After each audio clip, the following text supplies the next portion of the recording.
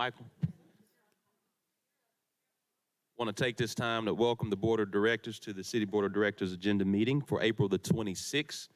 This is our opportunity to review the agenda for our formal board meeting that will be held on May the 3rd. Before we get started, I want to take time to share a proclamation, which in fact it'll happen tomorrow, which is COVID-19 Day of Reflection and Healing. But with it being a day and we're in a formal city board agenda meeting, wanted to go through this process and then get some comments from the chair of our COVID-19 Healthcare Task Force, City Director Dean Campiris. Whereas we are now in the third year of COVID-19 pandemic, and through our daily activities, even though our daily activities may be returning to pre-pandemic patterns, we are still individually processing the impact the pandemic has had on us, our friends and family. And whereas we have lost more than 11,000 Arkansans, each of whom represents the loss of a parent, a grandparent, a friend, a colleague, or a teacher, and we continue to lose more each day, estimates are that nearly 2,000 Arkansas children have lost at least one parent or caretaker to COVID-19.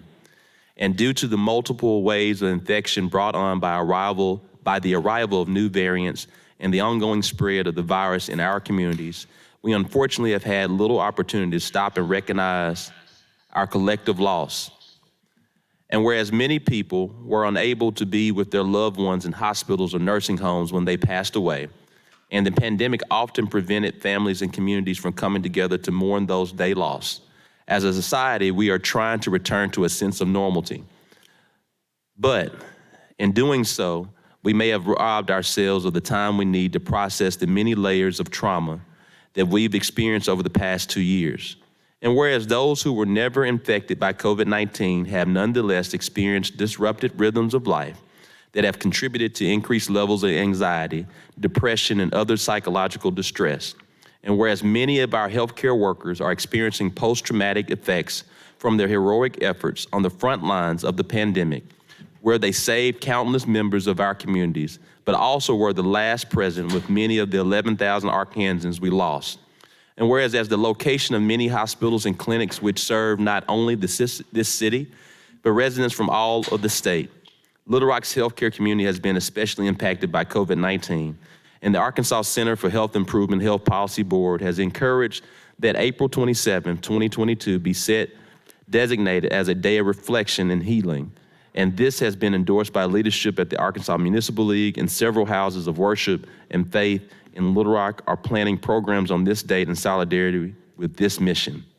Now, therefore, I, Frank Scott Jr., Mayor of the City of Little Rock, Arkansas, do hereby proclaim Wednesday, April 27, 2022, as COVID-19 Day of Reflection and Healing. Let's all have a moment of silence before Director Campiris speaks.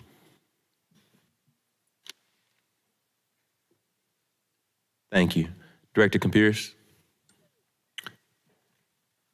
It's a beautiful, beautiful proclamation, whoever wrote it. We've been through a hard time. And if you had to give our community a grade, I would give it a very high grade for compassion and caring for the healthcare workers and the professionals in the field, for this board who has stood together and tried to do the right thing for our community, and for our citizens who generally have been very supportive of what we've tried to do. We have not had a perfect record, but we have had far superior record to most communities in this country as far as caring and helping and taking care of other people. And you don't have to look any further than Kathy Webb or Cappy Peck or Joan Adcock or other members on this board who have individually sacrificed to help take care of people during this pandemic. So I thank all the people on this board. I thank our community for standing together. And I think a day of reflection tomorrow is a wise thing to do. So thank you.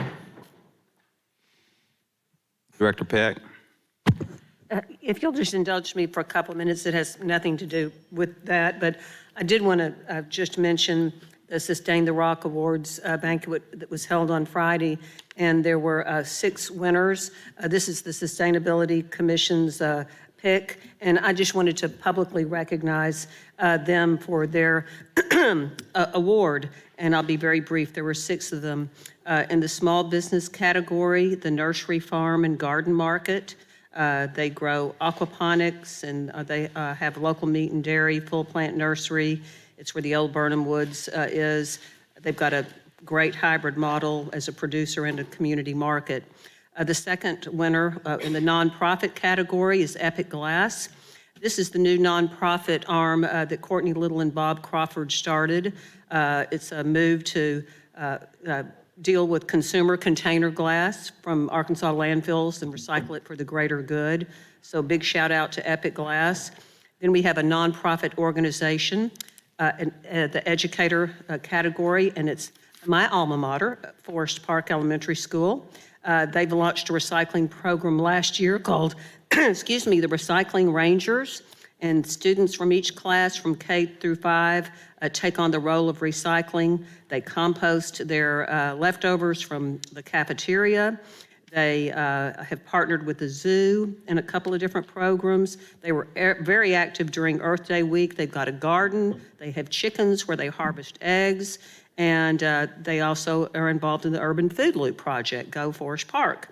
The City of Little Rock, the Finance Department and the Procurement Division, they won the award for the City Department as they have gone paperless when it comes to submission requirements. All electronic bids are, as of January 1st, 2022, are done electronically. So shout out to procurement. Second to the last, the nonprofit faith community, the Lion of Judah. About 4 years ago, this congregation purchased a building that was vacant for about a decade, and it was a big eyesore near MLK, Pulaski, and Wright Avenue. They upcycled, they remodeled it. That's where their church and community outreach headquarters is now. They have a really increased community pride and beautified the whole area. And they've also have a special Hot Meal Sundays program and have already given out 4,000 meals to the community. So shout out to Lion of Judah. Last category is the individual, Linda K. Smith. Linda served on the Sustainability Commission for 6 years. She was very involved in the LEED building certification program and helped certify 7 new LEED projects, including fire stations, the 12th Street Police Station, Port Authority, libraries, and Robinson Auditorium. Linda's now at Central Arkansas Water, where she is the Director of Sustainability. So congrats to these winners, and thank you for letting me do that. And thank you so much, City Director Cappy Peck, with your leadership as it relates to sustainability. We're very grateful for it. We have 3 modifications for today's agenda. Item M1, which expresses the city's willingness to utilize federal aid recreation trail funds for the Two River Park Trail Resurfacing Project. Item M2 is to award a sub-award to the University of Arkansas as related to the Bern Criminal Justice Innovation Program grant. Item 3 is to enter into a memorandum of understanding with Our House for a 1-year extension to administer the Financial Navigators Grant. Any questions? Director Adcock, I see your hand. Yes, could we have a presentation on M2, please, or some information? On M2, we'll get that. We'll get that. We don't have it for today, but we'll try to get that for today. Thank you. We'll get that email to you, Director Adcock. And I believe, Mr. Moore, is this the USDOJ grant with Stevens? Correct. So, Director Adcock, early this year, we received an award from the U.S. Department of Justice to add, to pay for social workers within the community schools, one of being which, for the community school at Stevens Elementary. This was announced, City Director Kathy Webb, Ken Richardson, Virgil Miller, I think many board members were there at that particular grant awarding announcement. And so I believe it was somewhere around $1.5 million. And basically what it's funding is 3 social workers to be housed at the Stevens Community Center, Stevens Elementary, to work with those families. And so it's a sub-award. And so basically the dollars will go to UA Little Rock, and that's how the payments will be made. Would this be at all the community service schools or just part of them, or which ones? Just this one. Each community school has a different needs assessment that's done. And so, for instance, I believe at Chico Elementary, the focus there is health and vision. There's a health and vision clinic there, whereas there are social workers at Stevens Community Center. There's different things at Washington based on the needs assessment of the community that's previously been done. Thank you. And I'll get you any additional information, but that's what it's for. So we've already received the grant. We're just issuing these funds to UA Little Rock, and UA Little Rock is going to submit to the social workers. So essentially kind of a pass-through. And also, Mayor, what makes this, I think, really, really unique and special, gives us opportunity to have partnerships with out-of-school and after-school programs in that area, much like they had done in Denver many, many years ago, where you partner up with school buildings and school staff with programs that are providing after-school and out-of-school services, because sometimes we look at those kids through different lenses. And I think that makes this unique because it gives us a way to connect the schools with those community-based after-school and out-of-school programs in that area.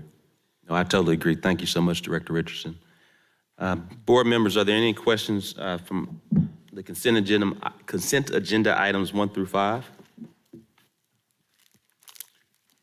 Mayor, let me ask you, the item number 2. Yes, sir. How much is the grant? They listed somewhere, I didn't see it. Director Couch, if you would, are you available? Yeah, let me. Maybe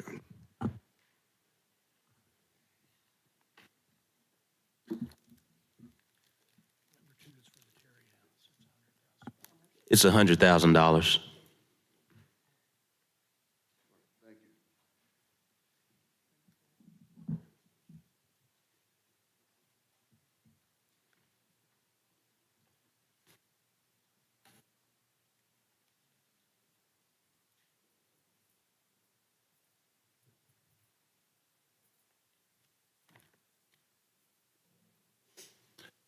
Next question. Any more questions? Seeing none. Any questions on items 6 through 7? Director Adcock? Item 6, have we received any information from the applicant on this? Director Collins, if you would.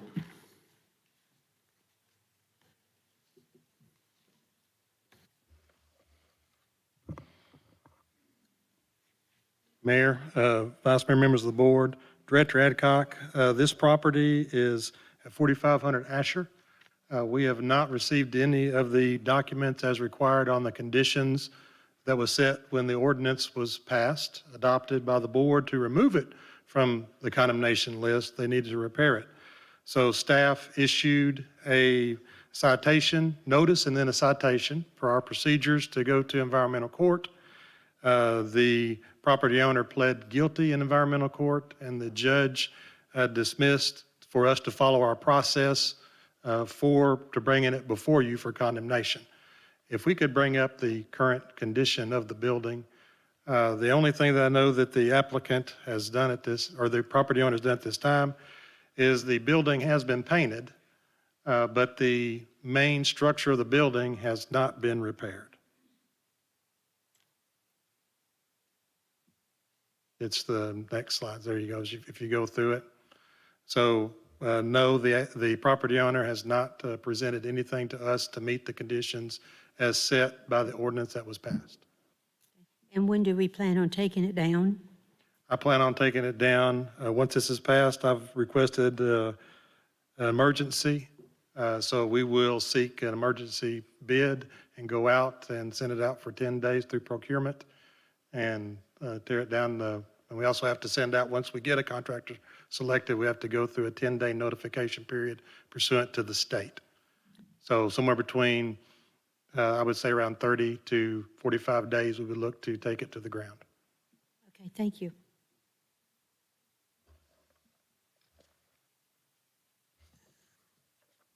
Mayor, Director Wright? do we have a cost on taking this down? Excuse Did me. I miss that? Can we get a cost estimate, Director Collins? I will have to send that to the board. We haven't performed one for this one. I have an older one for the ordinance that was passed, what we thought it may be. I'll have to find that and send it. Yes, sir. Thank you. We'll get that to the board.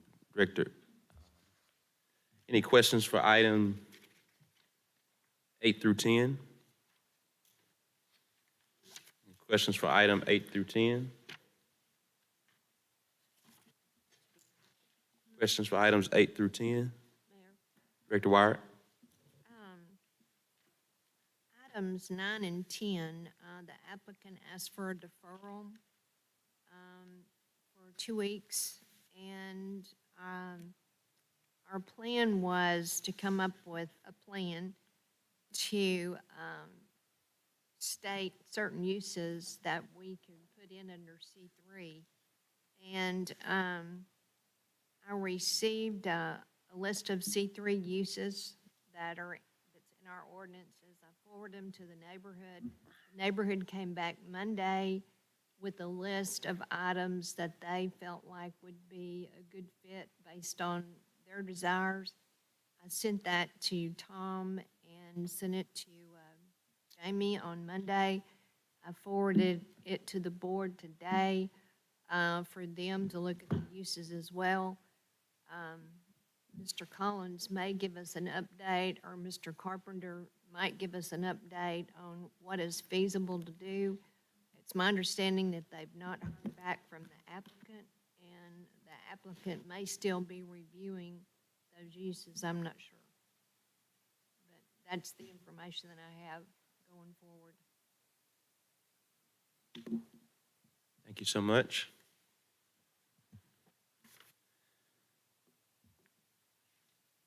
Seeing no other comments from members of the board, we'll now transition to the discussion items, 2022 millage.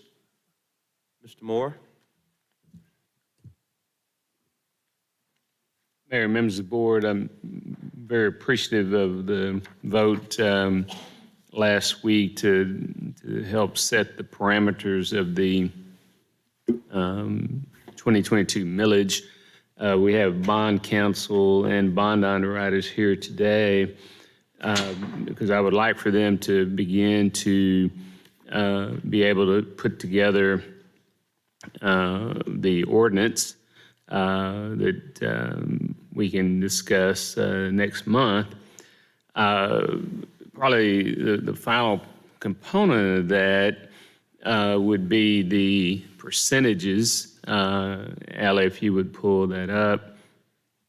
And when we start talking about, and I think we'll have some discussion also today about how to maybe divide the streets and drainage, because that's really the one that is where each ward is where we will decide, or you all will decide what you all would like to see as far as sort of per ward and so forth. So I just wanted to really open it up and get anybody's thoughts on the percentages that I proposed, and that will really help kind of finalize the document so our bond underwriters and bond counsel can put together the final document for the board consideration.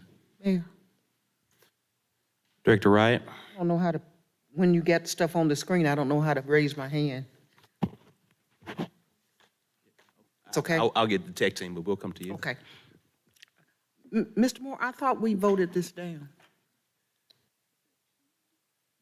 What you all voted on was the 20 years, two issuances, or multi-issuances. So we know the number is the 154 million. And what now needs to, as I was just saying, is now what you all must kind of help decide is what percentages you want to put on these 6 projects. That's where we are. It was my understanding that the vote I took was to vote against what you have here.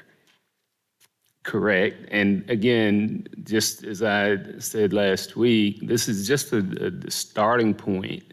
But in order for us to move us on, so we can get the documents put together, because as we talked about before, these items will be very detailed on the ballot. So right now we have 6 items on the ballot. I'm confused because I thought that once this was voted down, that we would have an opportunity to put forward another 6 items. So you're saying that this is the 6 items and we don't have a choice, this is what we got to do? No, ma'am. I mean,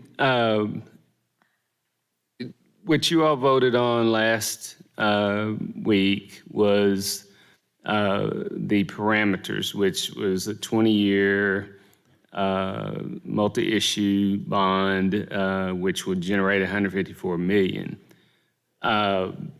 What I felt you all voted down, or there wasn't a second, was the percentages on these items. I mean, if somebody can tell me differently, but that's what, that was my assumption. And so now I'm saying,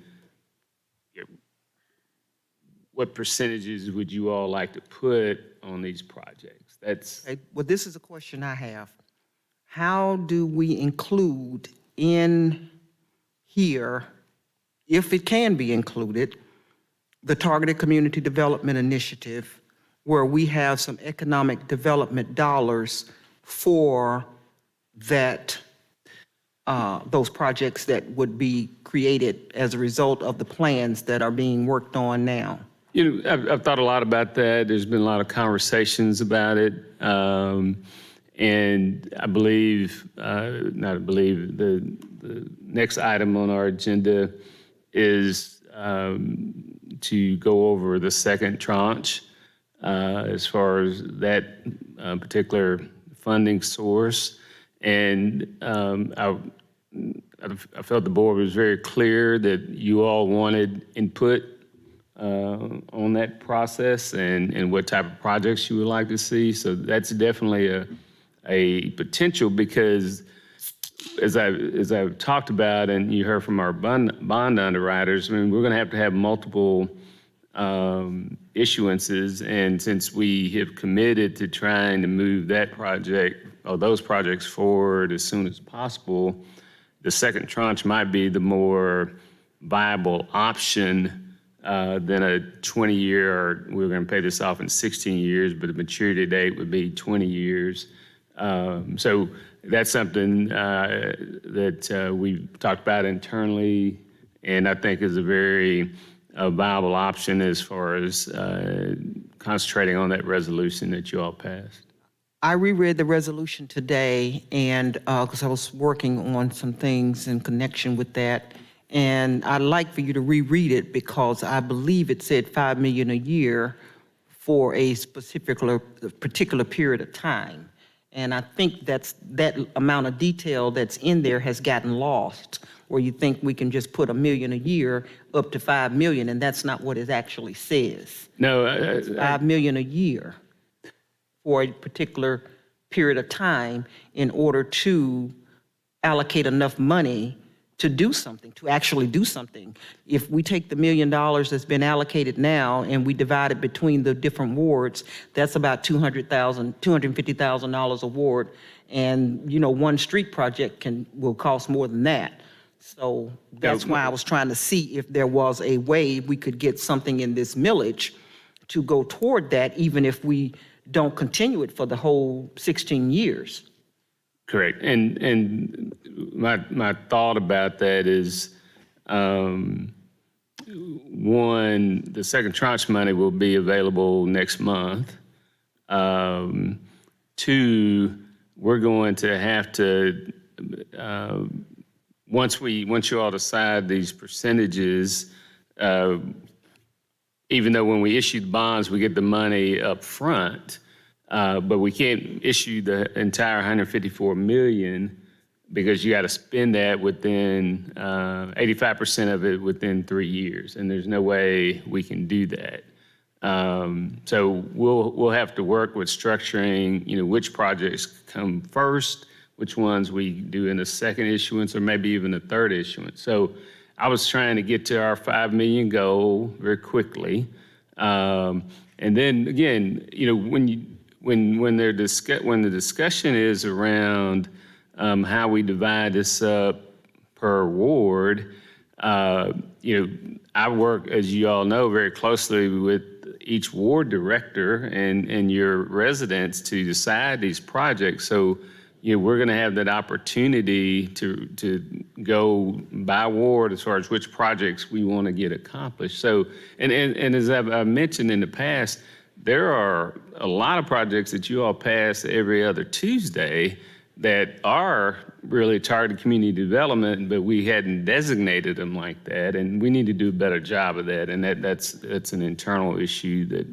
we'll be working on. And I think I recall Director Wyrick and I both expressing some concern about you all attempting to do that because you may consider them targeted community development projects, but we don't, because we had specific defined areas where we wanted those dollars to go, and we didn't want the whole mission of the resolution to be lost by saying, well, we did this and we did this and we did that. No. It's just like when you say, well, we put 1.4 million into the basketball goals under the interstate, and that's in Ward 6. But that's not what the people that I represent say they wanted. So that's not meeting the goal and need that people tell me that they want. So I don't want that to be something that you focus on doing, just labeling whatever you do in Ward 6 to be targeted community development, because it's not. No, I agree with that. I mean, I think a good example is the property on Zion. You know, we'll be recommending in our next session to do the public infrastructure for that project. And that's new money. It's to me, it's very targeted to sort of where you talked about a lot as far as where you'd like to see development. And to me, that's targeted community development.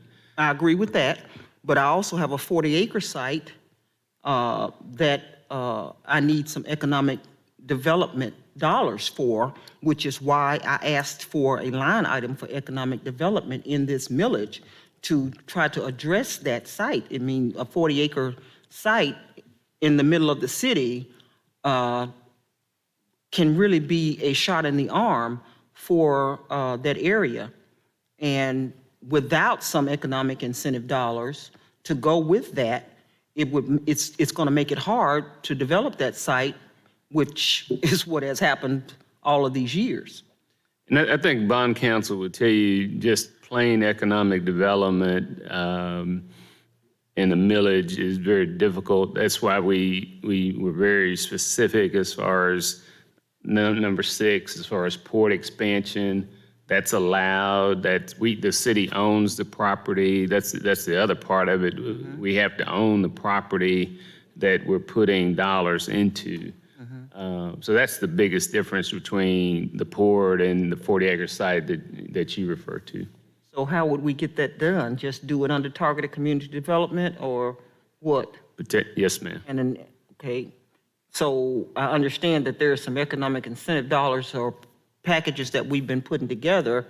None of that has really been shared with me, so I would like that information to know how it can be utilized to help in the TCDI areas.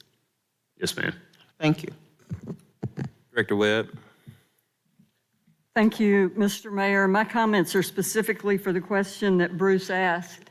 I didn't necessarily start off when we began this discussion a couple of months ago or so, agreeing with all 6 items or these percentages, but after thinking about it and going to the wards, talking to the people in Ward 3 about it in different community groups, I do support these 6. When we get to item 12, I have feedback for that, but that's a separate item with separate uses. My feedback is that I think these are appropriate percentages, and the folks at a neighborhood meeting that I attended last night, they loved the way they really liked the way it's laid out, and I would feel comfortable approving this and indicated that to Mr. Moore during the week as he asked for feedback during the week. So, Thank you so much. Vice Mayor Hines? Oh, he has his hand was up. He must have just stepped out. All right. Any more questions from members of the board? Well, Director Since Wright? nobody else is raising their hand, I will ask this. What other breakdown can we have other than these, Mr. Moore? Again, when I looked at this, and I look back on what we did in 2004, I look back on what we did in 2012, and I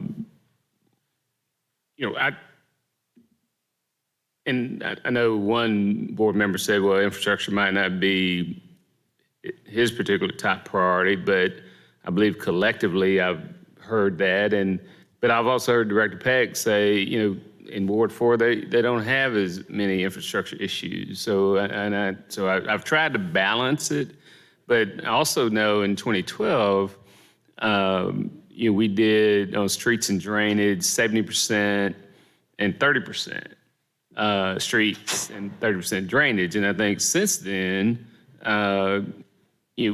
because of the issues that have come up, we realize we have as many drainage problems as we have street problems. And so that's why the first stab I took and said, well, we'll just divide it evenly. But at the end of the day, I know that in order to address the fire apparatus issues, this doesn't address all of them, but it gets us a pretty good ways. I know sort of the breakdown of what it's going to cost for the district courts building. And then on the parks and zoo, I used a formula that we've used in the past where we've done 2/3 parks, 1/3 zoo. So that's where those numbers derive from. And then just knowing and seeing what has just happened in the last, 6 months out at the port and the potential that it has. I wasn't out at the announcement, but I read where the governor said, he ought to just he and the mayor ought to have an office out there. So once we came up with sort of, and if you remember initially, the discussion really was around a 15-year bond issue that was going to generate a little less money, but I'm very excited the board chose this route, and I think it's a prudent approach to address some of the issues that we have in our city. And next question regarding the parks. Will the community residents get any input into any of that, or are those decisions all going to be made in-house? definitely input. Again, my plan is to, once the board passes the ordinance calling for election, we'll spend the whole month of June going out to each ward, presenting, here are the needs, here's the dollar amounts that are going to go into each area. We'll do some of that in July, obviously, too. But just to inform and hear what the needs and wants are. Thank you. Vice Mayor Hines, and then we'll go to Director Peck, then to Director Phillips, and then Director Wyrick. Bruce, thank you for putting this together. Again, as I said last meeting, I'm fine with the 6 projects. Also, the amounts going to each seem fair and reasoned. I think the only thing I would see where we have room to play with would be between streets, drainage, parks, and zoo improvements. If we decided we wanted to move some funding around there, if somebody felt there wasn't enough parks or zoo funding there, we might be able to shave. But I think with the fire apparatus, the district court building, the port expansion, those seem like reasonably reasoned numbers, and I wouldn't want to take any money away from those areas to begin with. But it was my recollection we voted the other night that we had come to a consensus on the 6 items. We just hadn't agreed on the consensus on how much money was going to be spent. I am open to discussing changes if that's what the will of the board is on some of those areas, but I think on 3 of them, we probably need to keep those set in stone. It's, I would also say that I guess the pitfall in including the community development fund, targeted community development funds in a bond issue is that resolution has a review date on it. I think it's either 3 or 5 years. I'd have to go back. I don't recollect. Bruce, is it 5 years? You're talking about a bond issue that's going to be spent over more than 5 years, and if the will of this board changes in that 5-year time period, then we can't unwind that. I think it's probably unwise to add that to this millage just based on that. I think between the federal funds, we're coming up on a budget year. If it's the will of this board, maybe we need to look at adding it into some of that money into our budget, so we don't keep having this discussion about where that money's coming from, how it's being spent.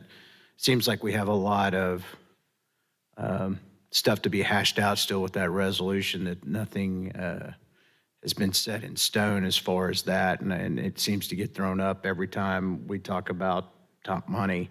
I, for one, would like to figure out how we put that discussion to bed so we're not having it come up every time it gets thrown around, because it's a finite amount of money that this board committed to, $5 million a year.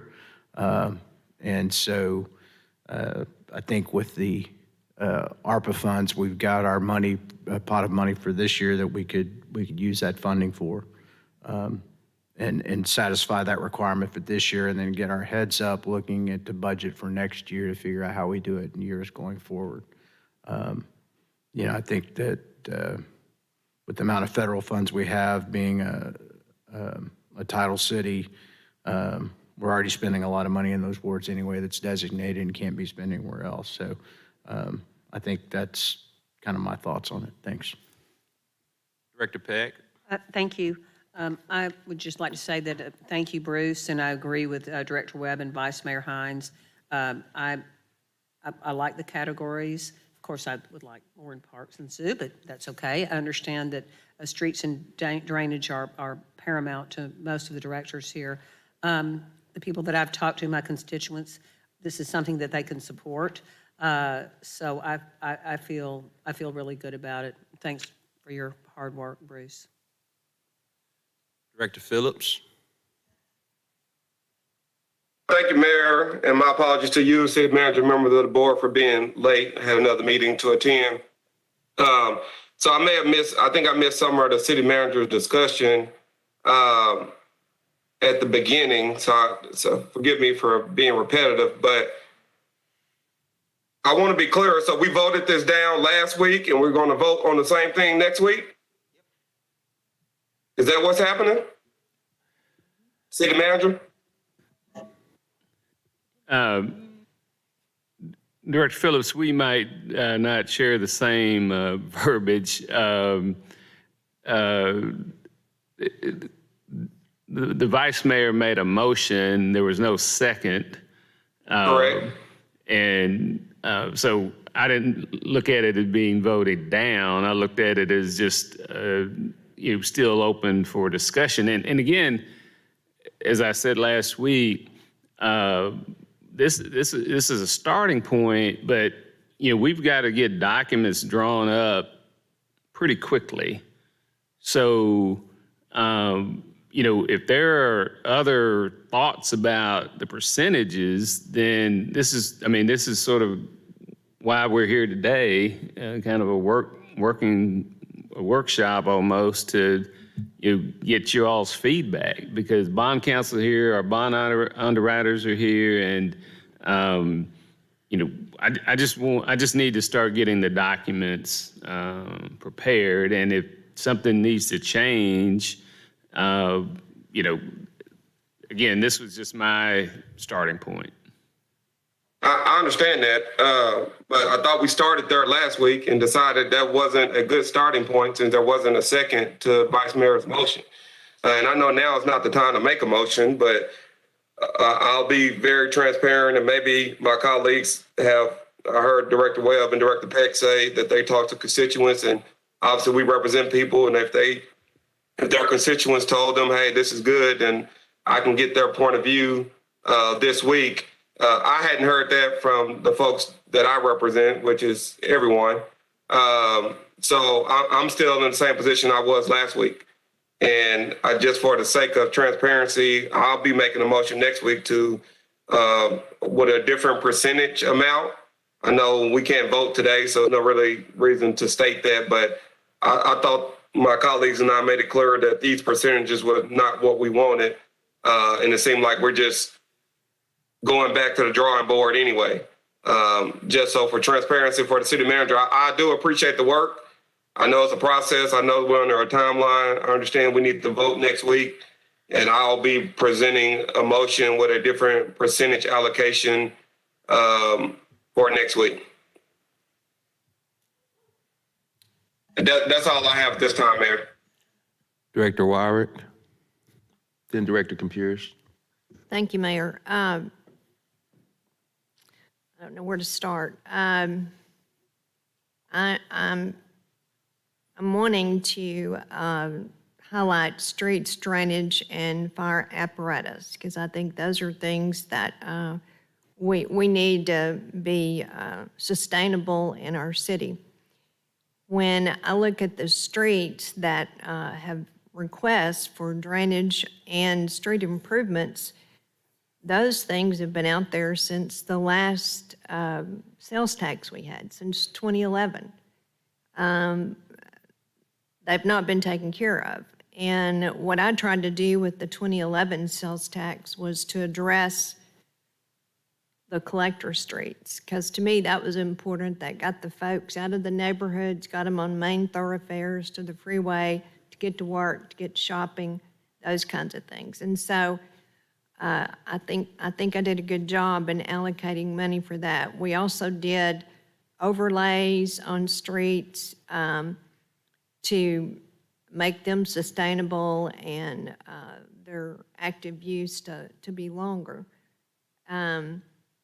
Drainage is an issue in Southwest Little Rock. The streets that are on the list are actually streets that are in my targeted neighborhood area. So I'm like Doris, I'm conflicted with money for targeted neighborhoods versus streets, because I know what's going to happen with this when it comes down to it. We're going to divide this 7 ways, and Ward 7 and possibly my targeted neighborhoods are not going to get the work that they need to have done. So I'm conflicted about the the percentages. I'm conflicted about how the money would be distributed. I'd like to have emphasis somehow on targeted areas so that we can make those areas sustainable and bring them into areas that are be a better or a good part of the city. So that's kind of where I am. My priorities are the street, drainage, and fire apparatus.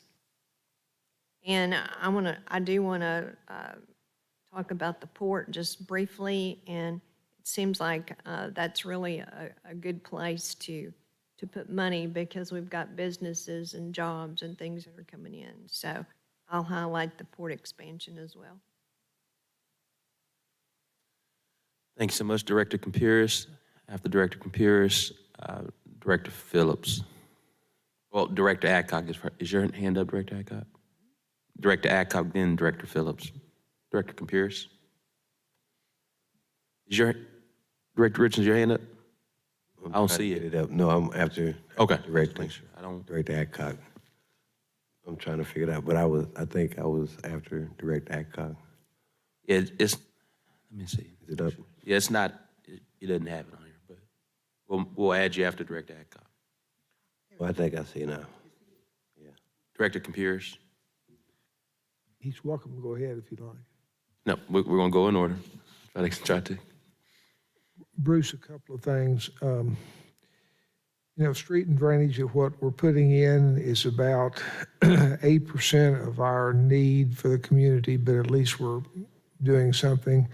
Fire apparatus is approximately 2/3 of the need, but at least we're making progress in that area. The port expansion, you have to have the ability to bring industries in here if we want to grow as a community, and so I'm all for that. The two things that I'd like your thoughts on is the court building and the estimate of $8 million. It needs to be done. The building's terrible, but I'm like BJ, there's a lot of other needs out there, and is there another way of doing something there? And the second thing is that if you look at of the things that are dear to my heart, number 5 is the biggest, and it is the lowest percentage of need that we have in the community. So basically, if you go back to Brian Day now at the port, or you look at Truman, or you look at Mark Webb, our budget in the Parks Department and what we need to do in the Parks Department, and this probably holds true of the zoo too to some degree, but I don't know if sure, is that over the time that I've been on this board, or BJ and Jonah and I've been on this board, the obligations at the park and the opportunities to fix them up have gone up appreciably, and the assets that we allocate, manpower and money, has gone down. And if you look at it percentage-wise, what we're really doing is we're still just spending a pittance on what we need to be spending on parks. So my second question to you is that if you look at 4 and 5, I'd like a more detailed description of really what it's going to cost to build an adequate court building so it functions well. And is there a better way, or how are we going to allocate $20 million, or 13% is on this list, to parks and zoos? Because streets and drainage, we know how to do that. We know how to go to the wards and say, what do you want and how we're going to do it. Fire apparatus, there's a list right now that exists of what we need. The port, Brian's got a lot of ideas, but I need more definition on parks and zoos, and is there any way to increase funding there? Director Pierce, again, we spent a lot of time thinking through these numbers. We're building a new police headquarters on Markham. We know how much that cost. It's around $6 million. And we know, again, one of the unknowns is that, what part of these projects are in the first issue versus the second issue. And we know construction costs, we all have seen it both personally and professionally are going up, inflation's going up. So I'm pretty confident in that number as far as for the district court building and the property room. That's the other part of this puzzle that will be included. Sacramento Parks and Zoo, I'll be the first to tell you, and I think everyone knows that, is this enough money for this area? It's not. I believe we're going to have to collectively figure out how we address those needs. But quality of life is important. But we have to, as Director Wyrick says, deal with the nuts and bolts and the basics. And I think we all agree with that. And that's why 60% of the funding is going toward the basics. Well, and then you add, fire apparatus, it's really 72%, which is, again, just basic things that we've got to deal with. So, again, I agree totally that we need to be able to address the quality of life elements of this package. But we do have just a finite amount of money with this $154 million. But I'll be the first to say we are going to have to address those needs in the very near future. Mayor, Yes, sir. can I make a comment? You still have the floor. And I appreciate that. My frustration is the reason I brought up combining this 3/8, and the wisdom of the board was that was not a good thing to do. Can I just say one thing? I'm sorry to interrupt. I never interrupt you. No, that's fine. Yeah, I don't think it's not the right thing to do. It was the timing. And I think that's what you heard. That's what I heard. And that's fine. And I'm not, as you know, it's like my French bulldog. Once I grab hold of something, I usually don't let go too easily. But it frustrates me that we're going to spend $154 million and 13% is going to go to parks and zoos. And if you go down to the parks, which I'm really concerned about, we're well below 10%. And that is a source of frustration. And I'd like this to pass, and I think it needs to pass. But I think that when I hear people talk about it, the first three are no-brainers. I mean, if you go and look at our fire department and you see firemen coming out and saying to me, "We want you to go out there. We're going to do a bond issue. We can no longer, in good faith, not take care of people when they have a fire because we have inadequate fire equipment." And this gets us a long way down the path of getting there, and we can get the other third of the money hopefully later.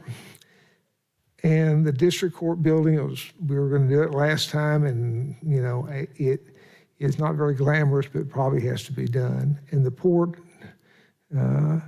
has turned out to be our lifeline of what's going on. But I feel like when people talk to me is that they're saying, again, we're not being good fiduciaries of what we do. And again, I understand it's only $154 million. It sounds kind of funny to say only $154 million, but it has to be spread out. But I just want us to recognize what we're saying to people, that we're only taking care of with parks and zoos a pittance of what we're doing, and especially parks. I mean, when I talked to Susan, they needed $10 million, and talked to people at the zoo. So the people that are really getting hurt to me are the parks.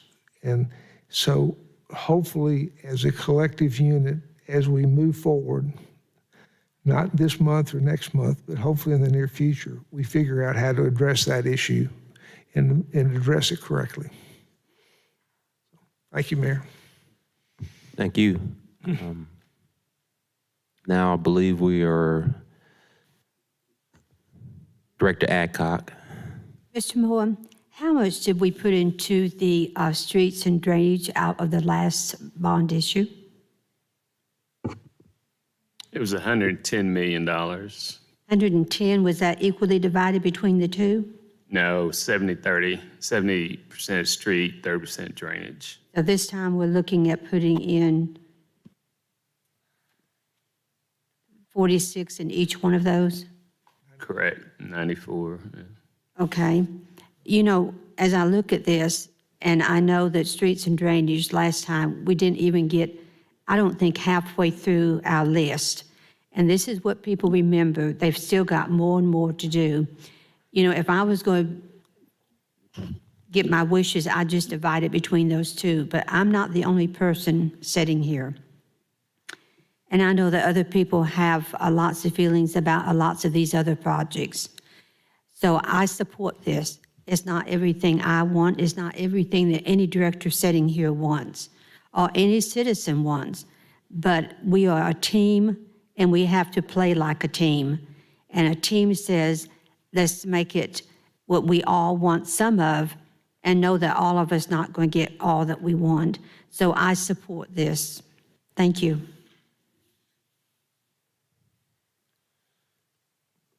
Director Richardson. Yes, thank you, Mr. Mayor. I agree with Director Adcock. I think that none of us are going to get everything that we want individually, but I think what we need to look at are the things that we need. And I think, Bruce, your first answer to Director Wright's question was, this is just a start. This is just the beginning. And public safety is our #1 priority. And I think our challenge is, I don't divorce the targeted funding from what we have here, because those may overlap. We may see some overlap. We may see some connection between what that committee recommends and what our professional staff working with that committee will recommend, so you have input from the people that we recommend to be on that committee. I think Director Wright, that was one of the reasons why we changed it, because we originally started out working as an ordinance. There wasn't any money, so we changed it to a resolution. So if we could figure out a way to marry human capital revitalization to infrastructure revitalization, because I think if you look in those targeted areas and you look at the areas where we have most of the crime in our community, they have common denominators. And quite often they're the lowest common denominators. And some of those things we can see up here, the streets, we can look at the conditions of the communities or the neighborhoods. And I think it's incumbent upon us to work with our professional staff to figure out a way to train and employ people who are out there doing these negative things to be a part of doing some of these positive things. So I think Mr. Moore said at the beginning, this is a start. And I agree with Director Adcock. It's not everything that I want. None of us are gonna get everything what we want, but I think as a team, we need to look at making this the best we can and figuring out a way to use this to address the needs, specific needs, not what I want, specific needs in our community. And I don't see a separation between these items up here and BJ and recommendations from that target. I don't even think we had a meeting yet. We all made recommendations for representation from our different wards. I think you are representing your ward, but I don't think they had a meeting yet. So that's your community input, and I think them working with our professional trained staff, we have experts that we hire and employ to work with them, and I think that's one of the ways that we can have this equation to get us to where we want to get in terms of addressing our #1 priority, which is public safety. And a lot of criminal activities happening in some of these areas that we have deemed targeted neighborhoods, targeted communities, places where we need to have some extra oomph to make some things happen and change some of the abnormal cultural norms that are being embraced right now. So I'm like Director Adcock and Director Webb. Bruce, you said it. And to Director Wright's first question, this is just a start. And we're getting our input right now, and I'm sure you're going to get more input via email and phone calls and text. But I mean, it's a starting point, and there's a starting place. And Dean, to your point about, the park and zoo improvements, I agree with you with that as well, but we may not be able to afford those kinds of improvements that we need to have. But I think that this is a good place for us to start, and I want to commend you, Bruce, and Mayor and other staff who worked on this, and this is an opportunity to give you guys our feedback and our input, and certainly, you'll certainly get it from some of our community members and our constituents as well. So thank you guys for presenting this and putting this forward to us. Thank you so much. Director Phillips? Thank you, Mayor. And I hate to be repetitive, but I think I have to be. Whenever we are discussing the will of the board, apparently the things that I mentioned keep getting overlooked, so let me repeat them. I don't think, well, let me go back. Director Adcock said something that I agree with. 2011, we weren't able to do all the projects, and there was $100 million. And now we're doing half of that for streets. So we're not gonna be able to do all the projects now with less money. I think the city manager said we got over $1 billion in projects, and this, in my opinion, 46 million to $1 billion is a drop in the bucket. So with that being said, I'm agreeing with Director Computers that there's a way to be more impactful, knowing that we're not going to be able to do everything. We're not going to be able to fix every street or drainage issue, but there are quality of life issues that we can do that can be, quote unquote, life changing for the face of our city. And that's what I'm here for, try to make Little Rock better in a more dramatic fashion. So with that being said, City Manager, I will go ahead and just offer my proposed reallocations. It will be 25% for streets, 25% for drainage. If my math is correct, that would be 38.5 for each. That will give you an additional, I think, $15,400,000. I will propose putting that in Section 5 for Parks and Zoo, where the zoo would increase to 10 million and parks would increase to 25.4. And I'm, you know, on behalf of the lawyer community, I'm very supportive of the district court building, and I would trust your judgment that 8 million will get it done. And especially in the light of the fact we said we were going to do something that we didn't get a chance to do, I'm supportive of that. And I think the port expansion, based on what I've heard from the mayor and you and Brian Day, that the 15 million is sufficient. So you really only can play with those, you know, 1, 2, and 5, in my opinion. So take a little out of streets, take a little out of drainage, and put them both into parks and zoo. That will give the 10 million that Director Computer said that the zoo would need to really do the work. I also will mention that I agree with Director Adcock. We should play like a team, and not everyone's going to get what they want. I've been on the board long enough now that I can recall experiences. And our experience last year when we were talking about a tax, we didn't necessarily play like a team then. We all stated what we thought was best, and whether we agreed or disagreed, we stated that at the different times. So I don't want us to pick and choose when we get to play as a team. And we got to do what we think is best, and that's what people elected us to do. So I don't want us to discount or misremember what happened just a few months ago. Lastly, I've heard the city manager say, and I thought I heard Director Ward say, and maybe Director Wright said that we're going to divide this by 7. And I've asked about that every week, and I hadn't got an answer. So, city manager, if that's been decided, or is now a good time to discuss that? It hasn't been decided. I think that was just a reference to how we've done it in the past. And I'll just remind the board that we didn't take the entire 110 million and divide it by 7. We actually took 10% off of the top. And we did it in three-year cycles. So every 3 years, we take 10% off and do citywide projects, and then divide that the balance by 7.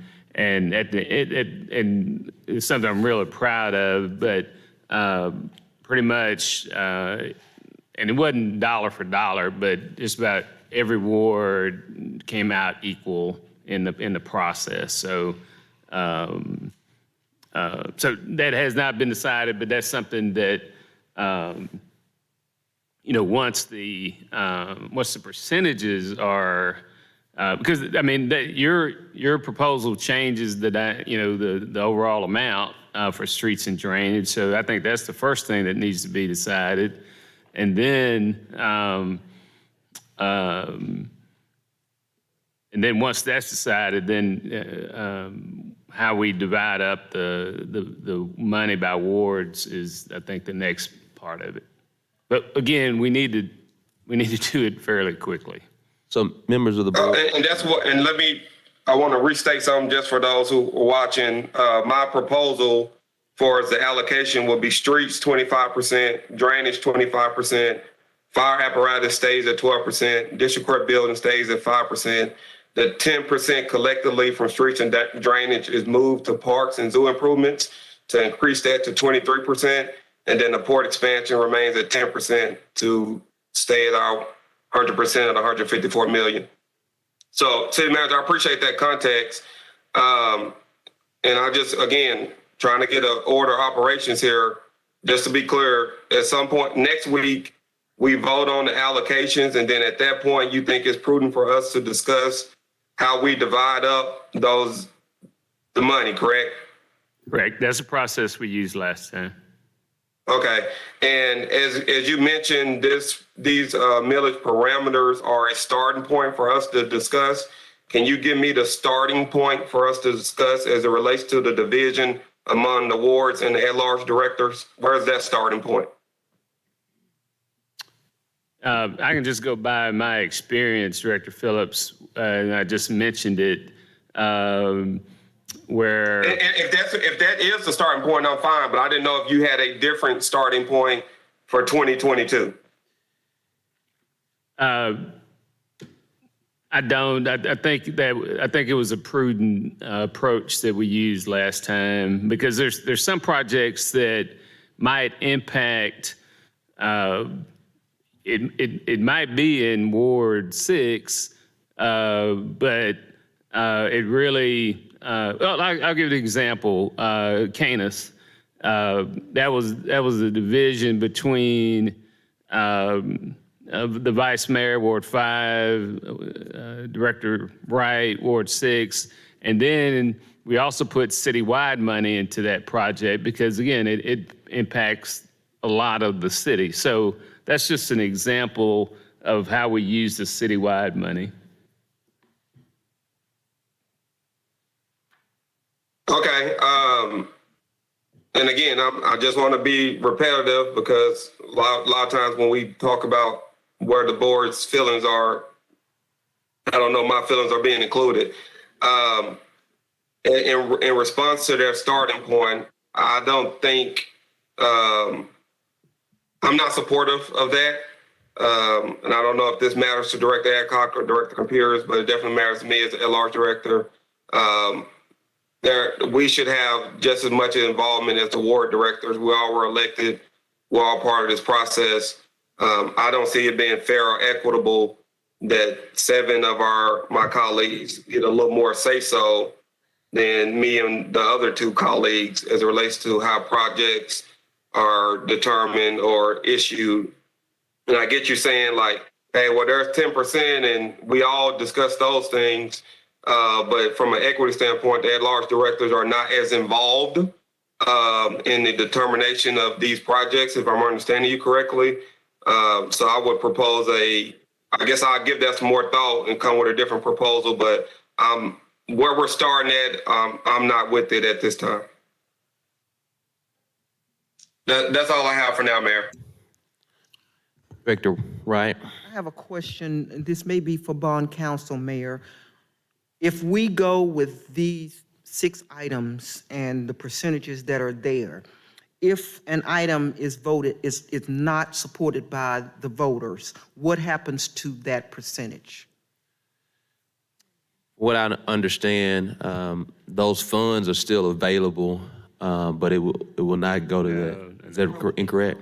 No, so And again, the percentages won't be on the ballot. Just an example, it'll say, the ballot will say streets improvements, 46 million. And if one of these doesn't pass, or two of them, or whatever, the mills, the three mills stays on, you just pay it off quicker. Okay, so the money, it just won't be 154 million? Correct. That money would, okay. Because people may not support. Sarah, if you'll come explain it to everyone, so everyone knows what's going on, 'cause there's a bit of confusion. Yeah, I've had that question asked, and I want to be clear. I want my constituents or whoever's listening to understand that if they don't support the court building or the port expansion, and it fails, what happens to that money? Well, just as Mr. Moore said, and this actually was one of the FAQs that we handed out last week. It was number 5. And so the example that we gave is, even if you may have, and we said 118,000 or 118 million in the example, if only ballot questions totaling 75 million pass, then only that 75 million is spent on the ballot titles that passed. It does not change the levy at all. The 3 mil levy stays in place. It pays those off faster, so it's just not on as long. So instead of taking 16 years, it's shorter. You can still do multiple series, but the other projects just don't get done. All right, thank you. Thank you for the explanation.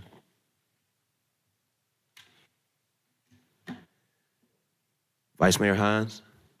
Thank you. Just a recollection on how we've made decisions on how we spend money ward-wise, even if it's not directed evenly. I've always viewed the at-large directors as representing every ward of the city, and this money is being spent in every ward of the city. And you guys have an equal vote, like the rest of us do, on how that money gets spent. So it seems to me that it is very equitable that, since you guys represent the whole city and the money is being spent in all 7 wards of the city, I don't see where the inequity in that is, but that's just my take.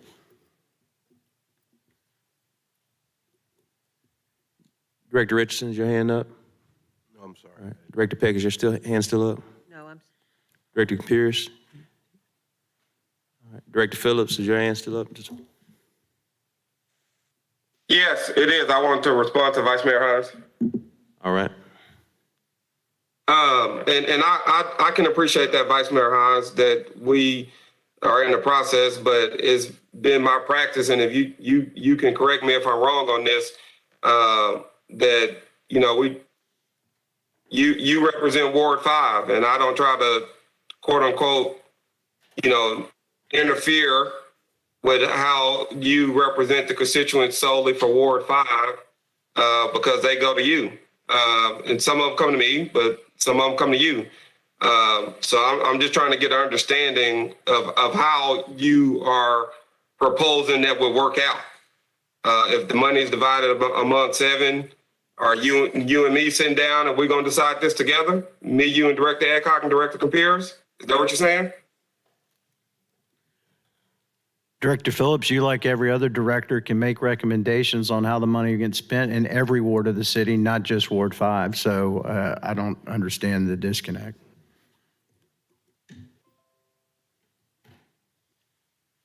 Okay, I'll leave it there. Nothing further, Mayor. All right, and any more questions from members of the board? Based on what we did at the last meeting, again, want to reiterate, at the last meeting, there was a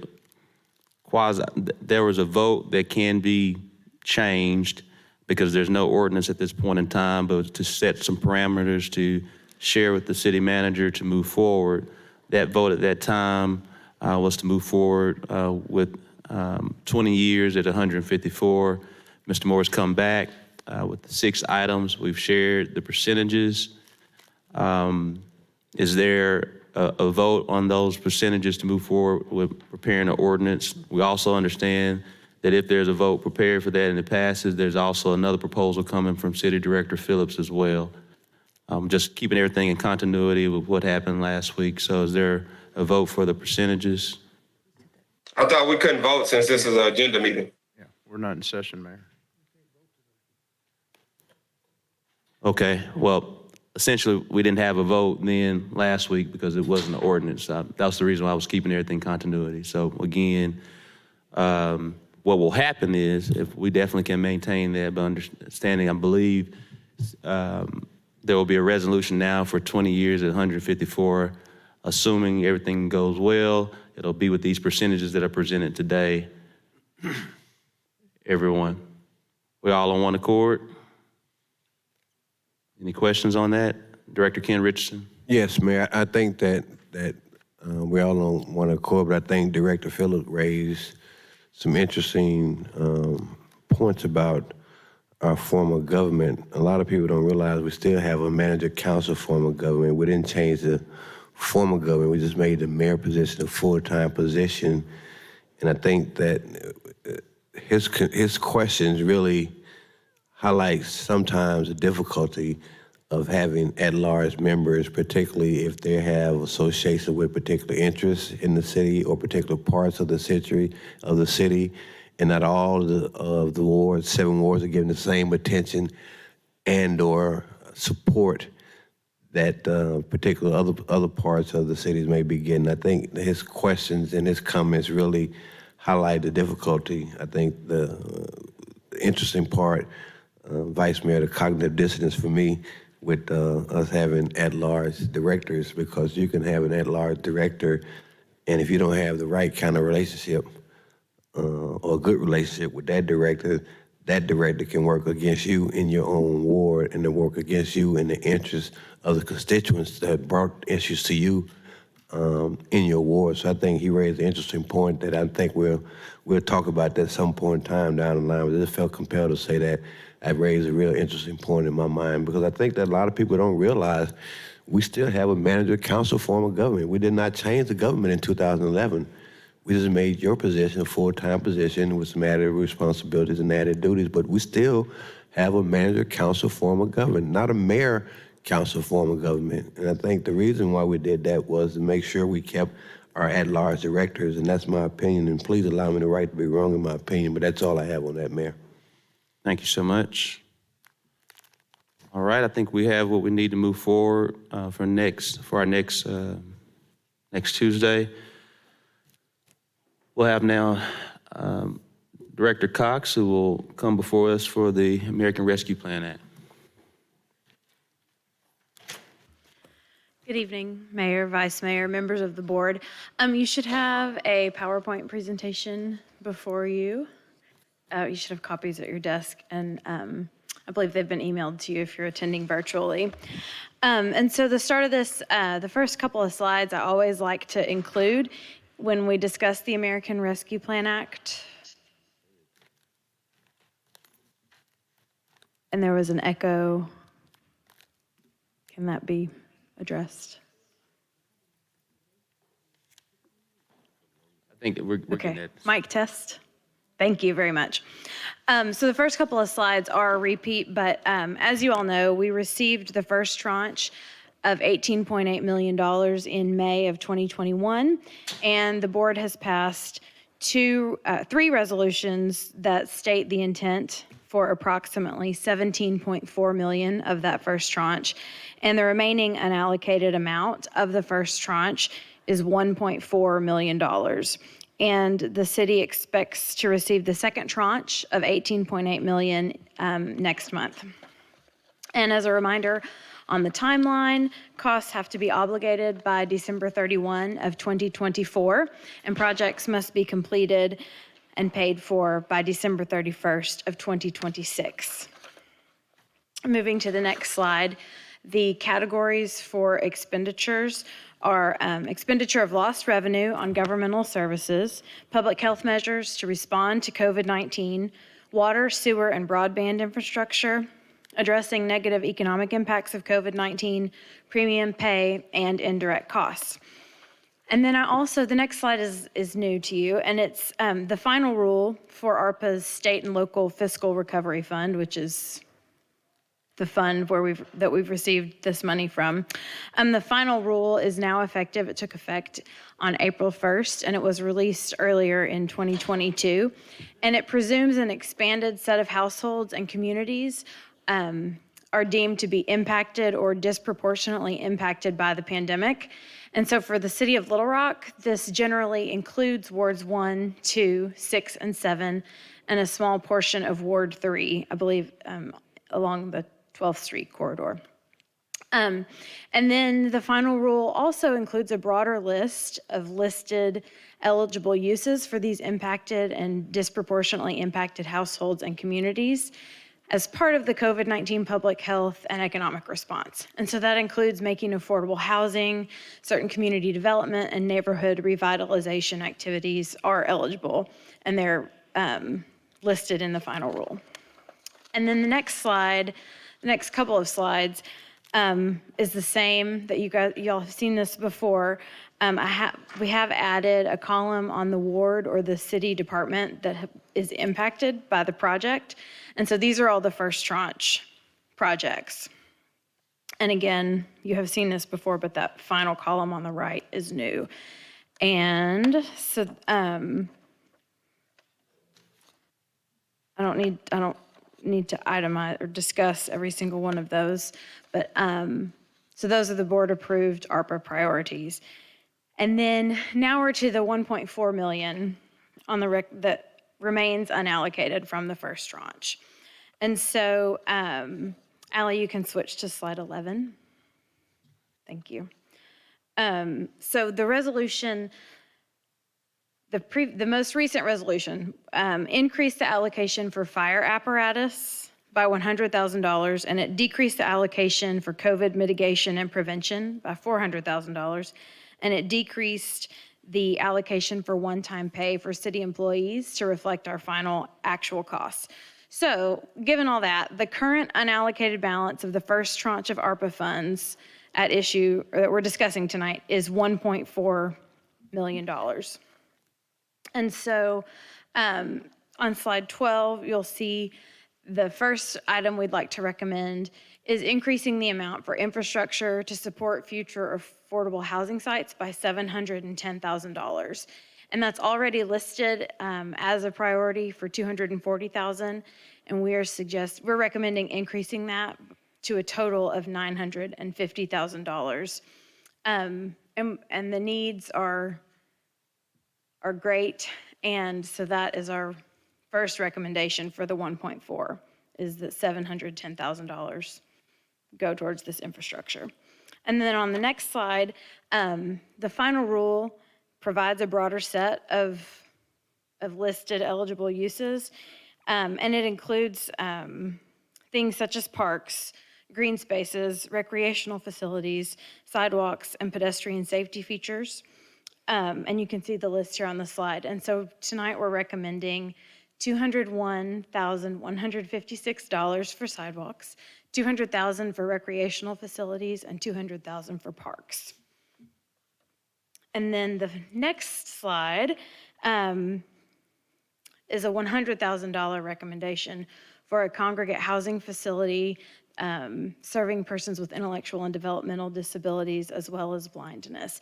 And that, the final rule also elaborated on the ability to use funds to promote long-term housing security.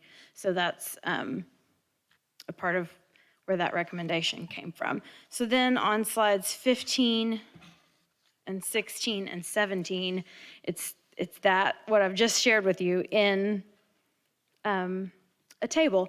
And it, just for sight, I didn't put it all on one single slide, but it does have totals at the end, and I did include the ward column as well. And so that's our recommendation for spending the remaining unallocated balance of the first tranche. And I would be happy to take any questions at any time about that.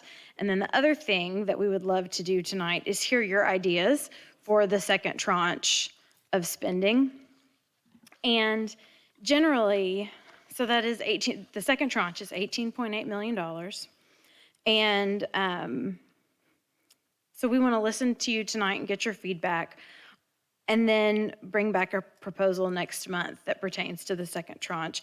But generally speaking, the best practices that we're hearing as we attend conferences across in the state and across the country is that we do need to hold on to some of that money. COVID-19 itself has been sneaky, to say the least, and the economic recovery is unknown, and we do have until the end of 2024 to obligate all the funds, and to the end of 2026 to spend the funds. And so given that, we recommend determining $10 million worth of uses in the second quarter of this year. So I'd love to hear your feedback on the 1.4 million that's unallocated, and those are our recommendations. And then also the second tranche more generally. Vice Mayor Hines, then Director Richardson. Yeah, Emily, do you know if that, I just went back trying to find that the information request on the infrastructure for affordable housing that was sent out April 1st, did that go through Ashley or come directly to us from someone else? I believe it came from Ashley. Okay. So It was a memo from the city manager. just went back through my emails. I don't have anything from April 1st, which doesn't mean anything. Trying to find stuff on an iPhone sometimes is not easy, but if you or Ashley could resend that to me, I'd Sure. appreciate it, because I was looking for it and never thought I saw it, or I could have just very well missed it. Sure. And then so the recommendation on the holdback from the funds is roughly what, 5 million out of the, is that what you're suggesting? Is that what I heard you say? Well, so there are two parts of it. So the first part I'm suggesting is the first tranche, we have 1.4 million that we have not allocated. Right. And so I'm recommending 1.4 million in expenditures. Correct, I see that. And then the second thing is that we are going to get the second tranche next month of 18.8, and I'd say 10 million of that is what we should, what we should try and allocate. Roughly 8 million? 10 million of the 18. Okay. We're So you're saying we should hold 10 million, okay. 8. 8, that's, okay, that's what I thought I sorry. heard. Then 10 million, we're going to hold 8 back. We're going to hold 8 in reserve, correct? Okay. Yes, thank you for that. And mainly, obviously, priorities just change, and we just felt that, just allocating a little bit more than half would be the most prudent approach. Thanks. Director Richardson. Thank you, Mr. Mayor. Thank you for your presentation. A couple of quick questions. On the 201,000 for sidewalks that we have allocated, are we talking about building new sidewalks or resurfacing or repaving old sidewalks? And if we hadn't chosen those items or those locations yet, what criteria will we utilize? And this may be a question above your pay grade, but have we chosen those areas yet? We have not. And are we talking about new sidewalks? I would defer to the city manager to answer that. Just a continuation of our current program where we're rehabbing sidewalks. And will that still involve our ex-offender, our reentry program? It does, and sometimes, as you have noticed, because we have so many requests, we sometimes do it by contract, but Right. it will. It will be our Office of Reentry. Right. Okay, thank you. Director Miller. Yeah, thank you, Mayor. First, thanks for this report. Has totals on it. I appreciate that. You're welcome. And the summary of the proposed uses for the remaining amount of money. Let me ask you on, as it relates to these pages 15, 16, and 17, that totals up this 1.4 million that's unallocated at this point. The project on page 17 seems pretty specific. I mean, is this something specifically identified, or is this something in general that we're talking about, this congregate housing? There is Yes, it is specific. And City Manager, would you like to fill in the details? This is the line World Services for the Blind. They are in a new phase where they're developing housing, on-site housing, permanent housing. And so, yes, very specific, allowable expense. Okay, thank you. I think World Service for the Blind is a great organization. As it relates to page 16, recreational facilities, 200,000, improvements to parks, 200,000. Have these been specifically identified? We have, I mean, there are lots of needs, of course, and it would need to be in wards 1, 2, 6, or 7, or that portion of Ward 3. So this has not been, this is just in general, but it hadn't been specifically identified for a project? Correct. And of course, on page 15, that's pretty specific. The 710,000, I know that's going towards that affordable housing site in Ward 6.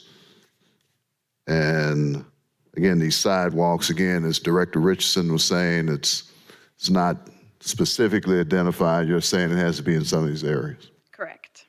Okay. All right. I think I understand this. Thank you. Thank you. Thank you, Director Miller. Director Webb, then Director Wright. Thank you, Mr. Mayor, and thank you, Ms. Cox. I really appreciate the desire to hold back some of the funds in the second set and would totally support that. I'd like to ask you a question if something qualifies. Last night at a neighborhood meeting, we were discussing the dire shape of some of our firehouses. And we were almost talking like having bake sales to remodel firehouses. And I wonder if, and I know that at one point the fire department had requested money to remodel some of the firehouses, and that money never got, we didn't approve that money. But for example, would it be an allowable expense in the second tranche if we spent or tried to spend like $1 million? Would that be expenditure of lost revenue on government services since they did ask for that previously? I think likely yes. It could fall under an expenditure of lost revenue on government services. I mean, last night when we're sitting there talking about going to Sherwin-Williams to ask them for some paint and going to somebody else to ask for some tile and then saying the roof needs to be replaced, but we can't afford that, and the windows need to be replaced. I mean, it was embarrassing that we were having this conversation, almost like doing a GoFundMe account for that. So I would strongly support putting $1 million into refurbishing, repairing the firehouses across the city.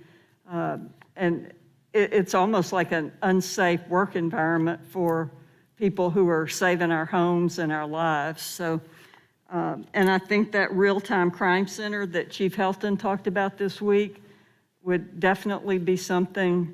And then to talk about a senior center or some other things, but I haven't worked all those out in my head yet. But those are saving, putting money back, fire stations, and the real-time crime center would be my things right now. So thank you. Thank you.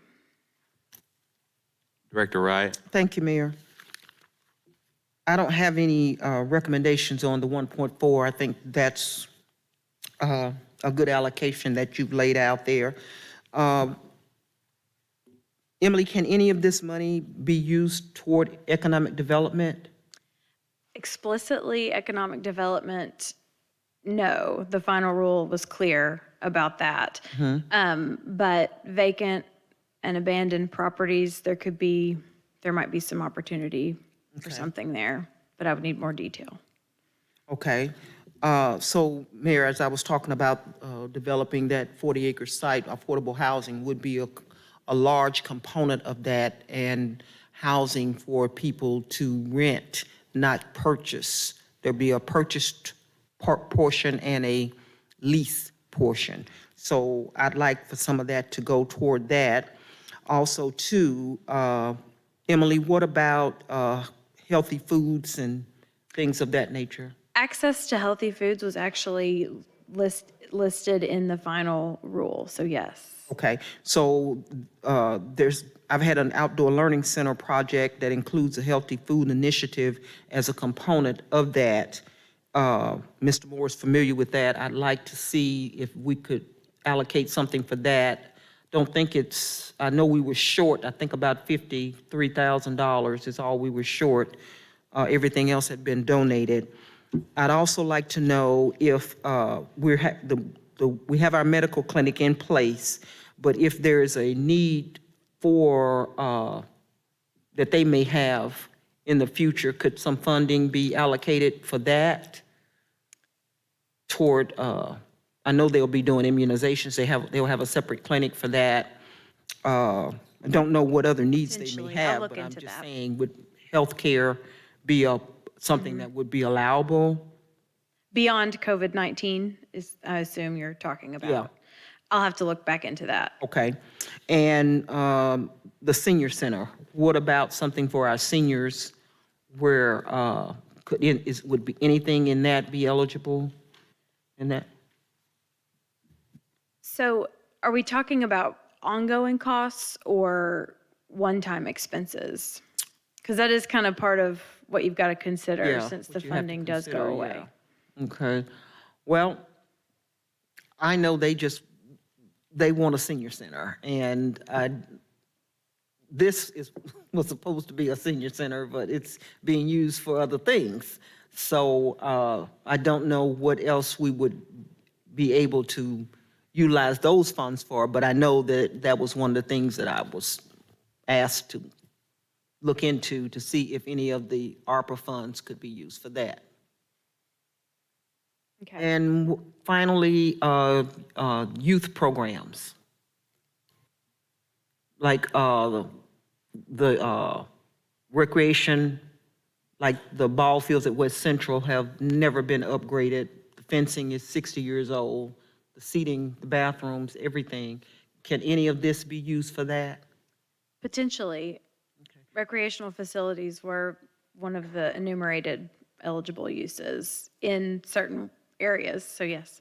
Okay, well, I'd like that to be something that we look into. Hundreds and hundreds of kids use, well, they did before COVID. And we didn't have a season last year or 20, so I don't know if we'll have one this year either. But I do know that the fencing is in deplorable condition, and it's not gotten any better. So I'd like to know if that could be utilized to upgrade those ball fields. Thank you. Vice Mayor Hines. Yes, so Emily, now that we've gotten all the guidelines and maybe Bruce can opine, couldn't this last tranche that we've got all be revenue replacement? I mean, we've got proof of enough revenue replacement. We could pretty much determine to use this in any fashion we deem appropriate, correct? We calculate our revenue loss every year, and I don't want to speak for Ms. Lanahan, but I do think that we will have plenty of revenue loss by the formula that it would total 18.8 million or more. All right, thanks for that clarification. Director Wyrick. Thank you, Mayor.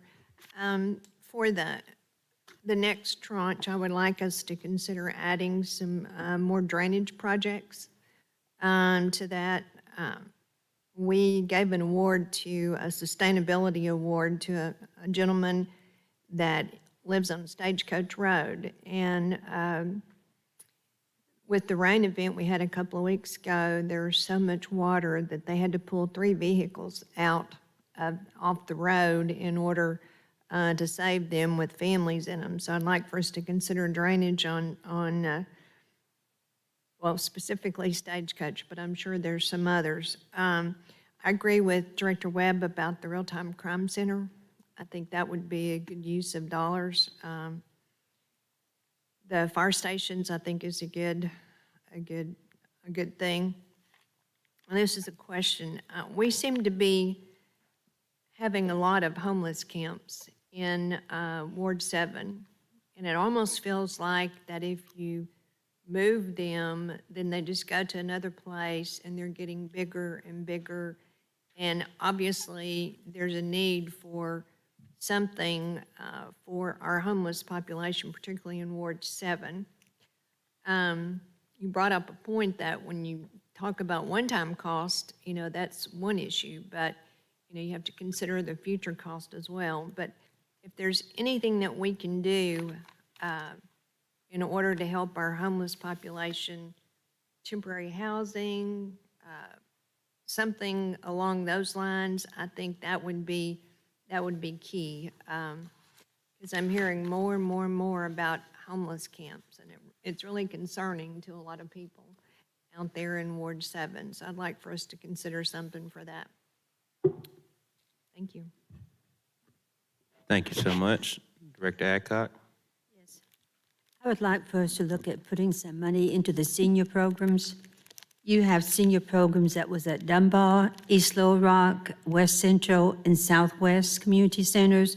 Those programs have all been shut down since the pandemic. And in talking to some of the people in those community centers, lots of the things that they was working on, lots of their projects and everything, those materials are no longer available. In East Little Rock, the building outside of the community center was a wonderful senior program, and we stopped it completely. I'd like to see us redo that building and have the senior center back in there. Also, I think the transportation that Parks and Rec had for the seniors, that's no longer available because of repairs. And I'd like to see that we have vehicles and the facilities and the supplies back for our seniors. Thank you. Thank you so much. Director Wyrick, I would just mention earlier in the presentation, you all did approve $1.5 million in affordable housing and efforts to decrease homelessness in the first tranche. So we got a starting point. I just want to make sure that we address what's going on in Ward 7, because it seems to be escalating. And there's a lot of people that, don't have a place to go. And I know some of it's by choice, but it's very concerning to the community. There's open fires, there's, just all kinds of situations going on that's very concerning. Mayor. We got Director Adcock, but we'll come to you. Director Adcock, I'm sorry, Director Phillips, then just going in line, but I got you, Director Wright. Thank you, Mayor. I got you right here. Thank you, Mayor. Director Cox, quick question about the access to healthy foods in the guidance from the federal government. Were there any examples of what that would be? I'm assuming it's not a grocery store, but what all could that encompass? It didn't really, I don't remember any elaboration beyond that phrase, but I will double back and see if they had any other examples listed. Yeah, because obviously this board, we talked previously about parts of our town being a food desert, and if there's a way to use these funds to address that need, that may be something worth us discussing, but that all depends on what the options are. So sure. If you could advise us of what the different options are to address the quote unquote access to healthy foods, I would appreciate that, because that may be something that we want to discuss and allocate some dollars for. Thank you. Thank you, Ms. Cox. That's all I have, Mayor. All right. Going in the order, everyone, I did add Director Wright, Director Pierce, Director Miller, Director Peck, Director Richardson, Director Wright. If your hand's still up. Your hand's still up, Director Pierce?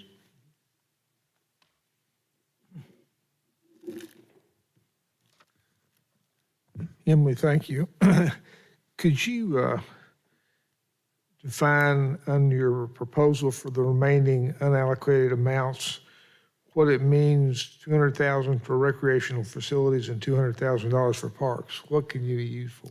It could be used for just that. I mean, one-time costs associated with parks and recreational facilities that are in wards 1, 2, 6, and 7, or that sliver of Ward 3. Okay. But this is one-time cost to fix up. Yes, sir. Neighborhood improvements is kind of how the final rule looks at it. Okay. I would like to strongly suggest that we have talked about multiple times this money, and we've put it to purposes that I hope will bring good use. And I think they've been well thought out. I will have to say that there is almost nothing in here that is directed to the downtown of Little Rock. It is in Ward 1. We have nothing that we've spent money on improving lighting, streets, streetscape, the river market, all of which have been hurt by COVID, which is what this money came from, but have been hurt and will eventually prosper by the I-30 bridge, I-30 improvements. And I think it is amazing that we have not even mentioned in the first group any of those opportunities. And so I would hope in the second group, we strongly look at what we can do downtown. And I will say the final rule coming out in 2022 and being effective April 1st, that's when they really itemized neighborhood type revitalization like you're talking about, lighting, streetscape, that kind of thing.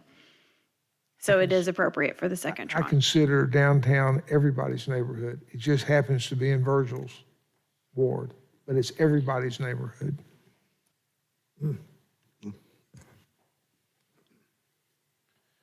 Director Miller, then Director Peck, then Director Richardson, then Director Wright. Thank you, Mayor. In the second tranche of money, since we're having this discussion, I certainly agree with Director Warwick as it relates to homelessness. I had a chance a couple of weeks ago to go to Jericho Way, and they took me around, and I actually went down and saw some homeless camps. I'd never seen any before. It's not a sight that I really enjoyed seeing. And I know that Jericho Way is building houses, 800 square foot duplexes that they took me around, about 4 of them. They look great. They're certainly scattered site, and I think that's wonderful. So I certainly support the second tranche of money, really focusing in on addressing that homeless issue and doing whatever we can to help organizations that bring supportive services to the homeless.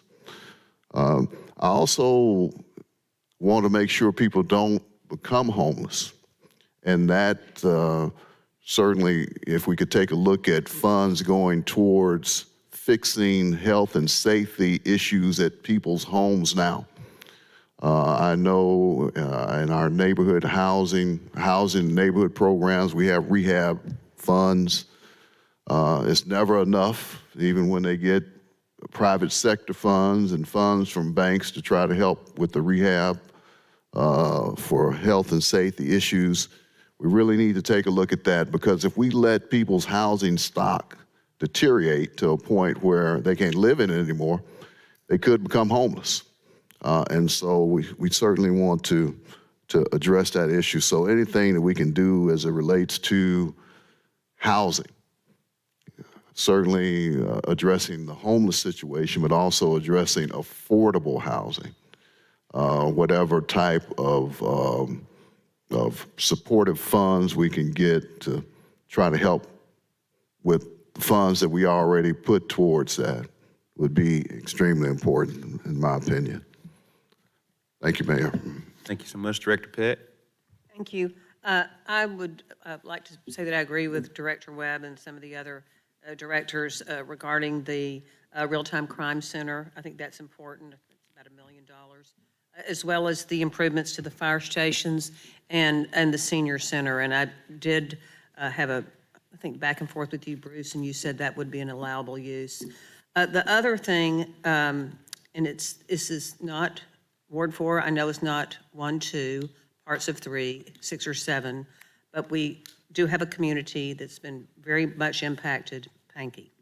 If you don't know where Pankey is, I can drive there about 3 minutes from my house, or I can jog over there in 15 minutes. I have some residents from Pankey that have been calling me almost every week now about this second tranche and asking me, can we not do something for our community? Especially Black Road in Pankey. There's a broken bridge there. It's interesting, one of the Norwood family, big family in Pankey, one of them just built a lovely new home, but you can't access Black Road, and it's pretty interesting. You know, there's some redevelopment in Pankey now. I think they're making some efforts, and they've made some strides, but I know Director Honeywell did some work at Pankey Park and has improved some of the drainage and flooding problems. But I would really like to see that tiny little piece of Ward 4 be included in this. And I don't know how that goes about. I mean, I don't know how that area can become eligible, but they are crying out for some infrastructure improvements there. That's it. Thank you. I will research that issue for you. Thank you. Director Richardson? Yes, Mayor, thank you. Two real quick points I want to piggyback on a couple of comments that my colleagues made. Emily, I would suggest we brought him down here in 2008 in terms of community gardens. Director Phillips, Will Allen has a program called Growing Power, and they're employing people from within that community. And now, right now, they're even breeding tilapia. I mean, it's grown and grown, and that's an issue. It's an area where they've addressed infrastructure revitalization and human capital revitalization at the same time. The name of the program is Growing Power, and the director is Will Allen. And I also want to piggyback on the points that's been made about affordable housing.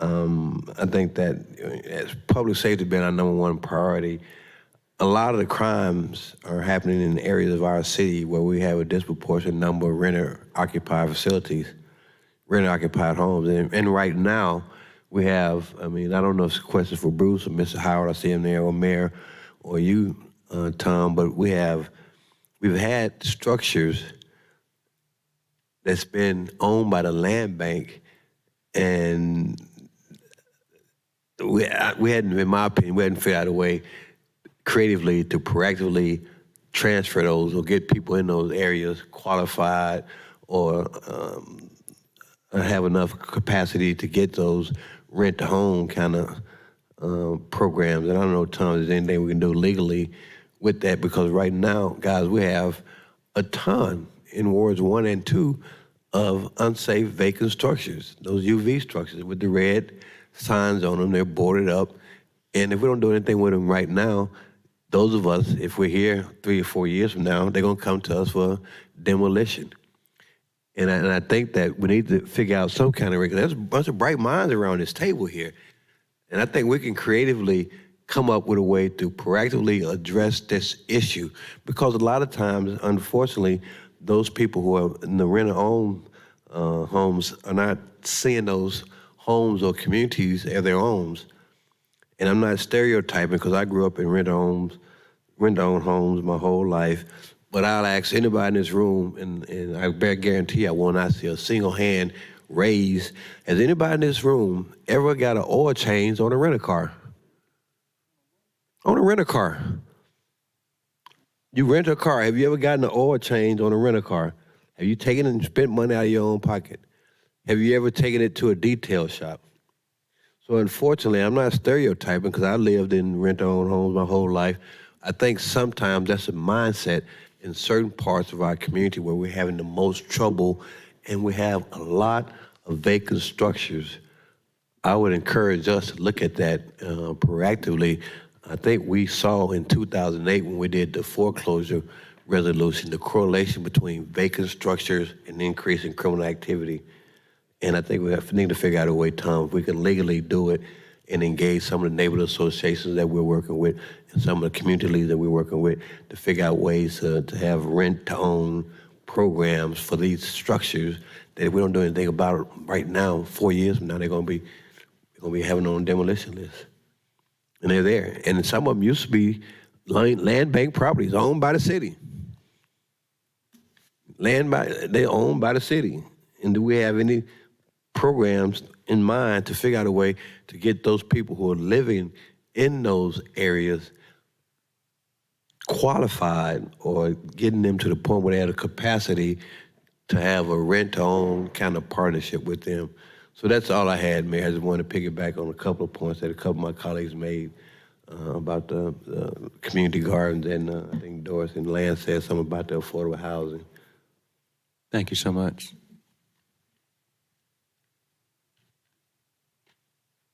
Director Wright? Yes, Emily,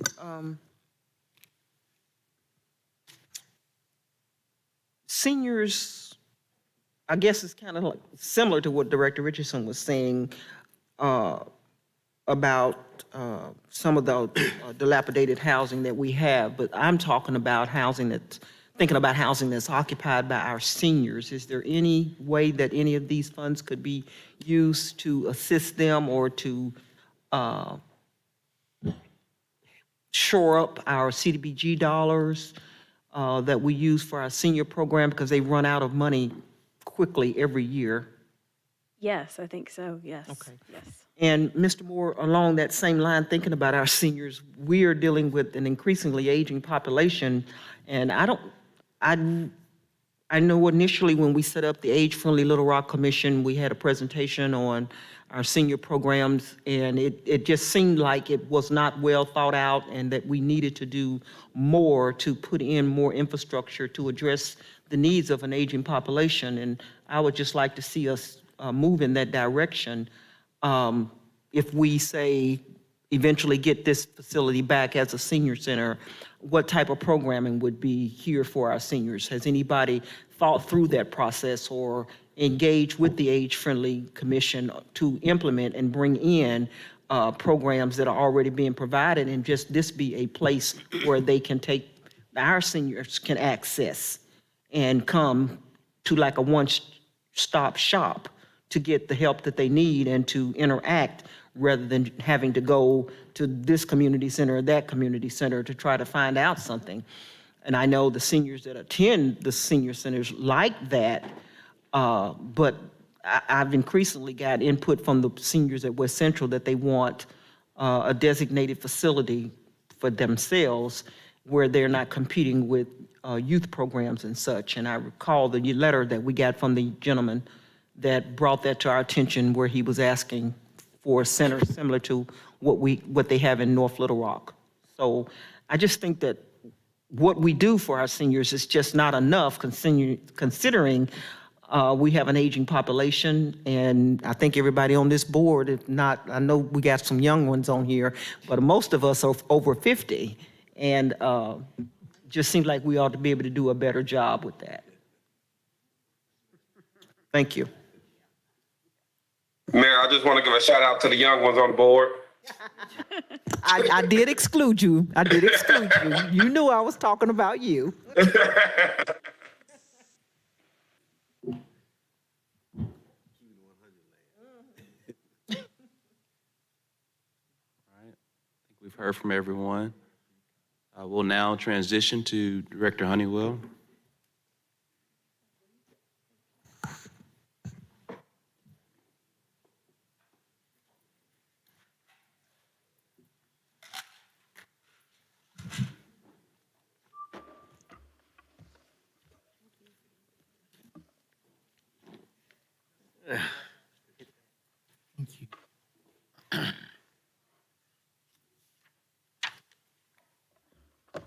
All right. Thank you, Mayor. Mayor, City Manager, members of the board, we're back here tonight to give you all a quick update on our solid waste on-call report that we did back at the end of last year, at the beginning of this year in January. So just a quick introduction page. This talks about what we do at solid waste for our residential garbage collection and disposal. Next slide, please. Or am I got control up here? Okay, all right. So based on that meeting that we had and the discussions that were had, we brought forth a revision to the existing city code and the ordinance which established our solid waste rules and rates, and we modified our on-call bulky item collection pickups from 1 pickup a year being included in the rates that you pay to 4. So each of our customers in the city can receive up to 4 on-call bulky item collections at no charge throughout a calendar year. Next slide. Oh, sorry. I'm just gonna have you do it because it's easier for me that way. So based on that, what we did is we went back in, worked with 311 to modify all of our notifications so the app now lets our residents know that they have 4 included pickups. The questions, if someone calls 311 directly, there's a list of questions that or statements that are made to those individuals, so they are aware that there are 4 included, and then most of the correspondence they get back automatically from our 311 system informs them of that change as well. So next slide, please. So here's an update to the chart that we showed y'all several months ago.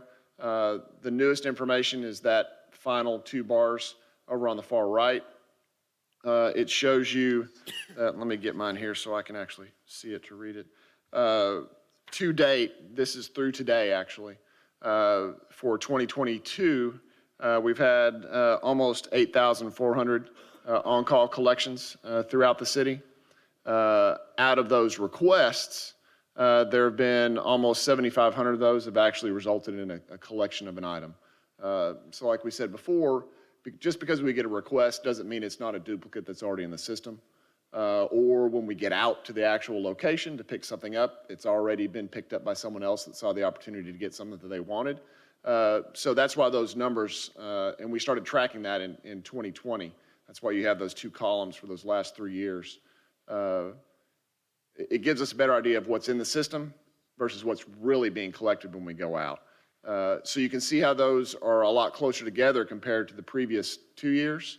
So as this year continues on, we'll see if that trend stays the same or if we get back to that. Right now, we're at about 89% of the requests result in an actual collection for us out in the field.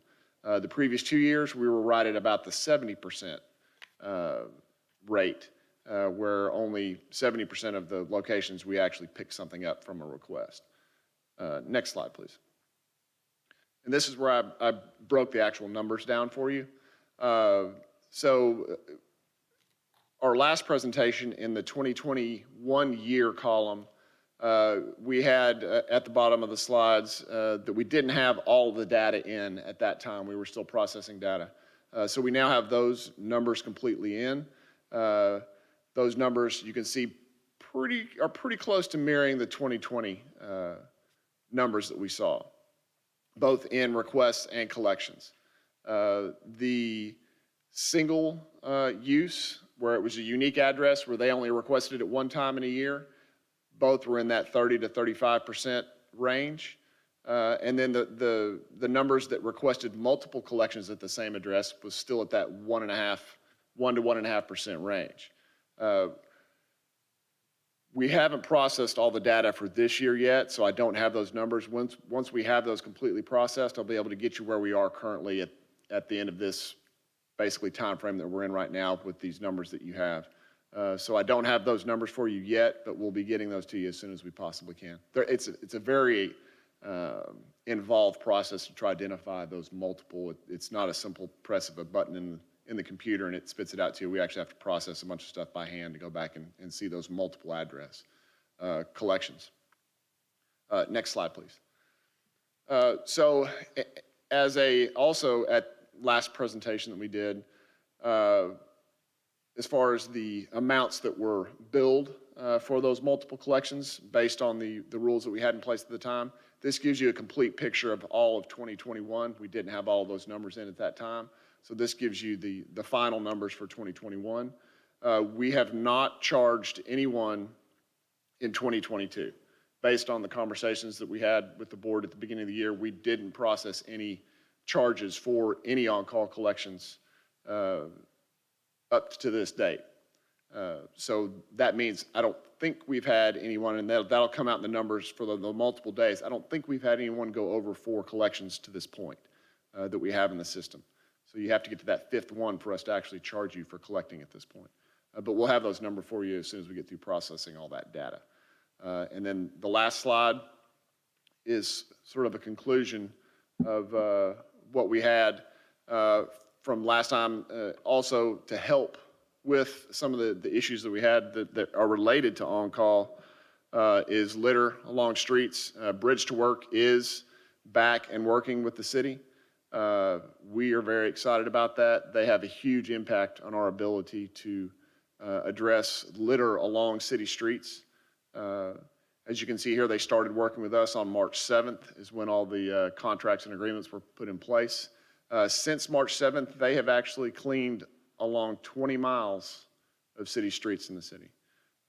And you can think back over the last month and a half or so, and you can remember it's not been the greatest weather. So they make a big impact in helping us keep those requests for cleaning up litter along the street, because the city, our department has crews that is what they do, is pick up litter along the streets. Bridge to Work helps us address that in a much quicker fashion. So having them back and helping us, we couldn't be more excited about that. About how many people through a Bridge to Work are working daily? That, I don't know the numbers on what they have in their program. We provide them with a list every week of locations that we've received requests to do litter collection.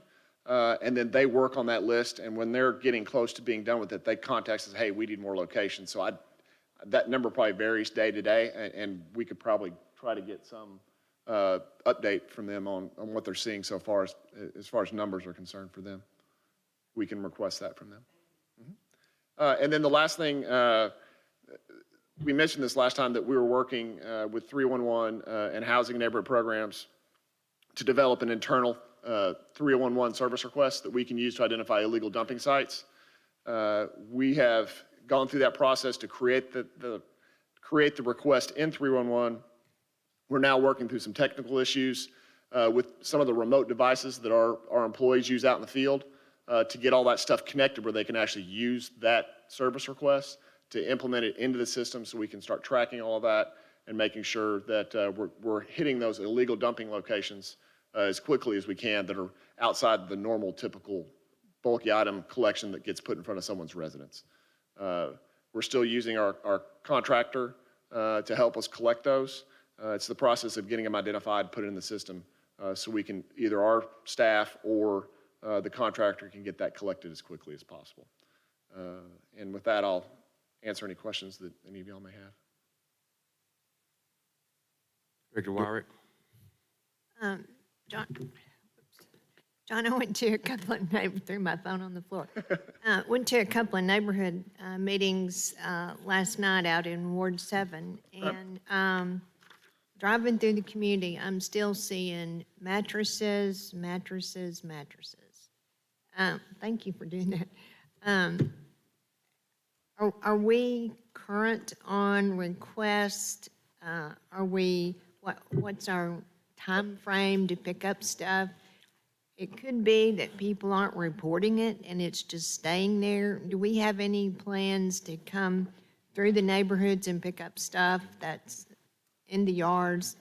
What are we doing about that? Because it really is ugly. We spent a lot of time last night talking about the stuff in the yards that are not being picked up. Now, is this like up in residences' yards, or is it out on the street? It's in residential yards. So that's where it becomes a problem. We can't go on the private property and remove Well, it's in the right of way. They pulled it to the street right of, Okay, well, that's why I was asking, is it by the street or is it back up in the yard? it's on the street. So if it's on the street, at those meetings, please encourage them, even if it's not their house, if they see it, please encourage them to call 311 and make sure it's in the system. That's number one for us. If we know it's there, we can schedule it and get it picked up. And I tell them that. Yeah. I say, if you call 311, they'll do it. Yeah, and so our biggest problem is, our city is very large and spread out, so it's very difficult to, and our employees typically only go through these areas once a week, maybe twice, depending on garbage routes and yard waste routes. We've asked our employees to do everything they can to try to identify where that stuff is, but they're also doing another job that's their primary thing. So we really ask the public's help in letting us know when that stuff's out there so we can get it picked up. We are currently, I looked today, there was about, I think it was just under 300 open requests for on-call. So that we're probably knocking that out within 3 days. But, it's a constantly, as soon as you take them off, more come in.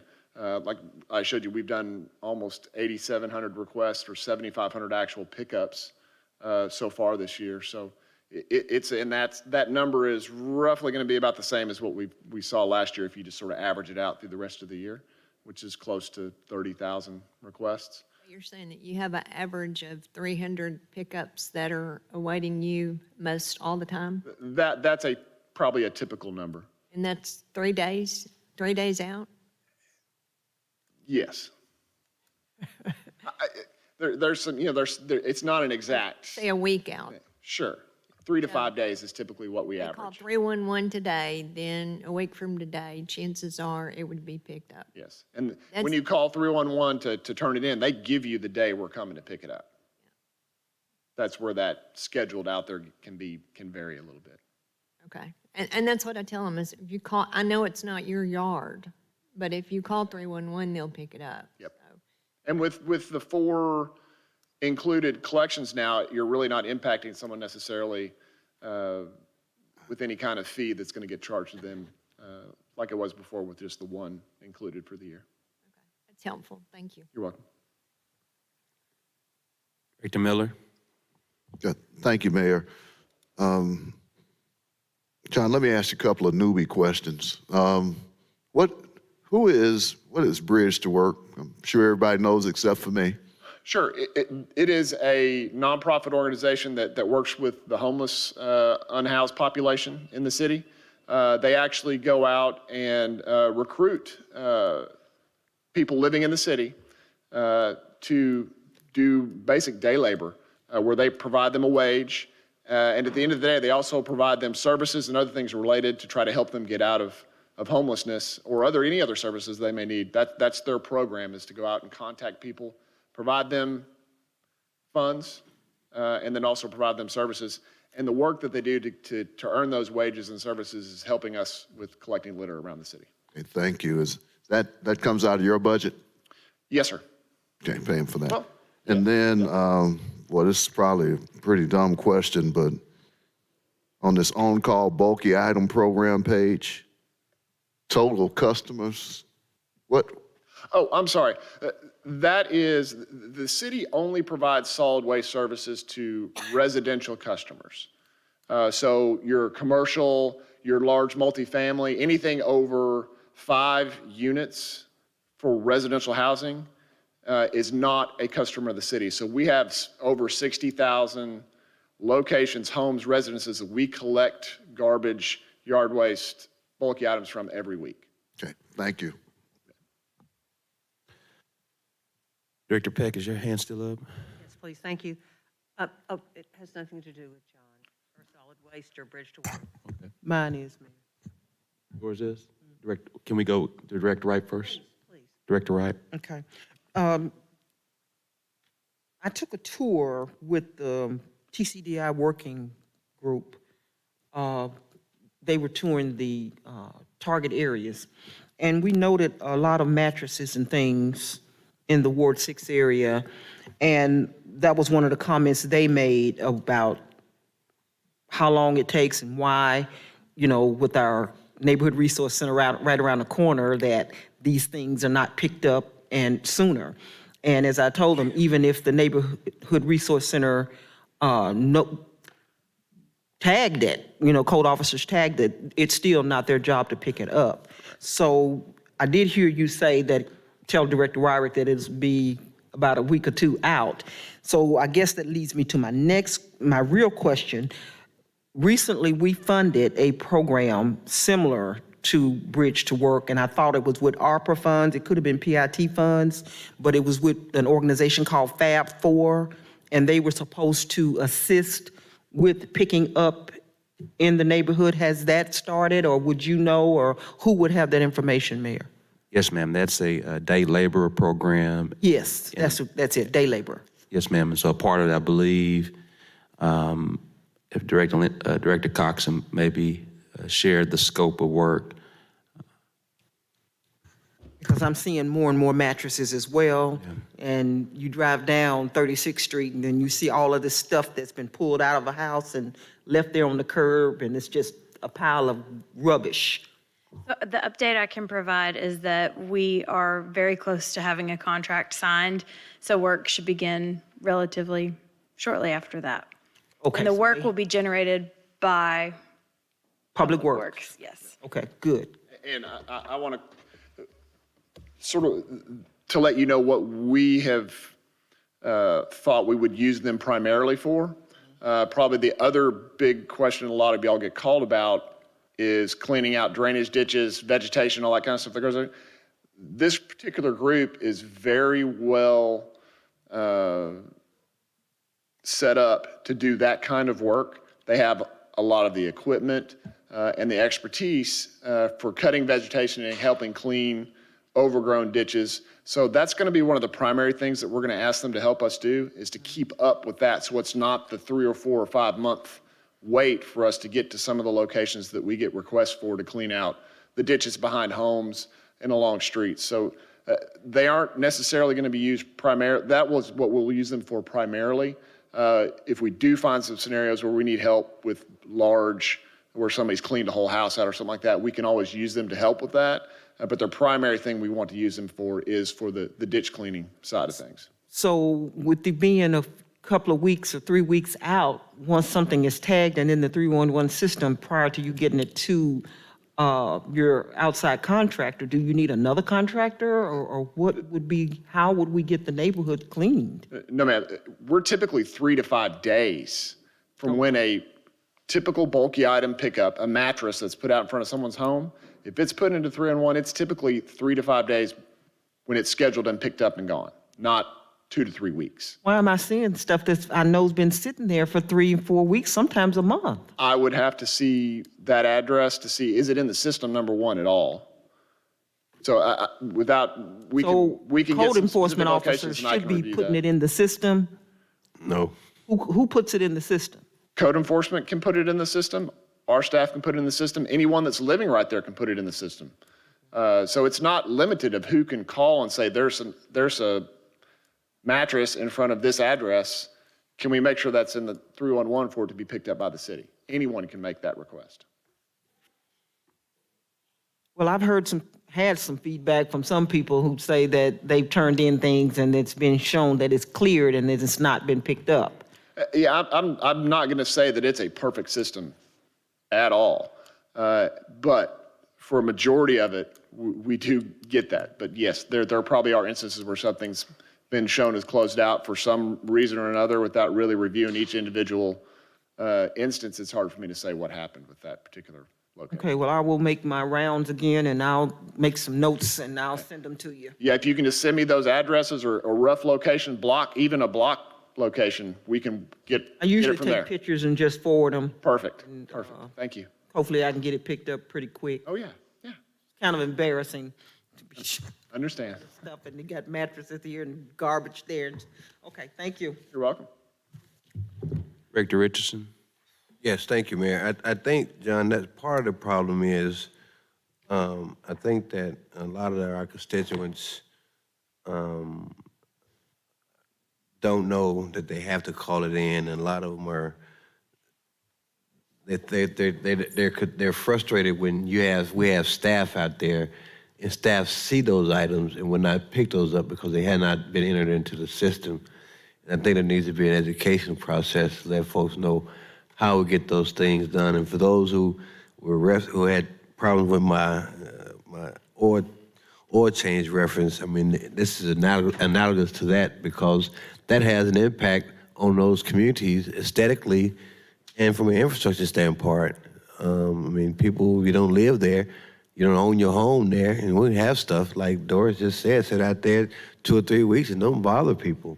So when people own those properties and own those homes, own those communities, they take better care of them. And I'm not stereotyping at all. Again, I grew up in rent-to-own housing my whole life, but I've seen it, and I represent a ward that has a disproportionate number of rent-to-own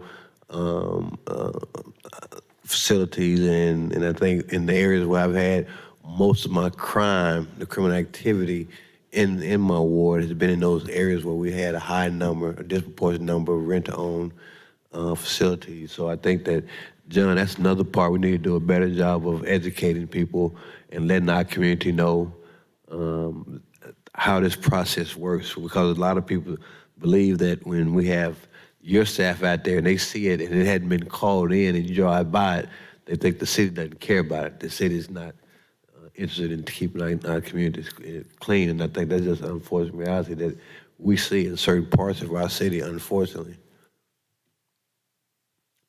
Thank you so much, Director Richardson. Director Peck, is your hand still up? Yes, All right, Director Peck.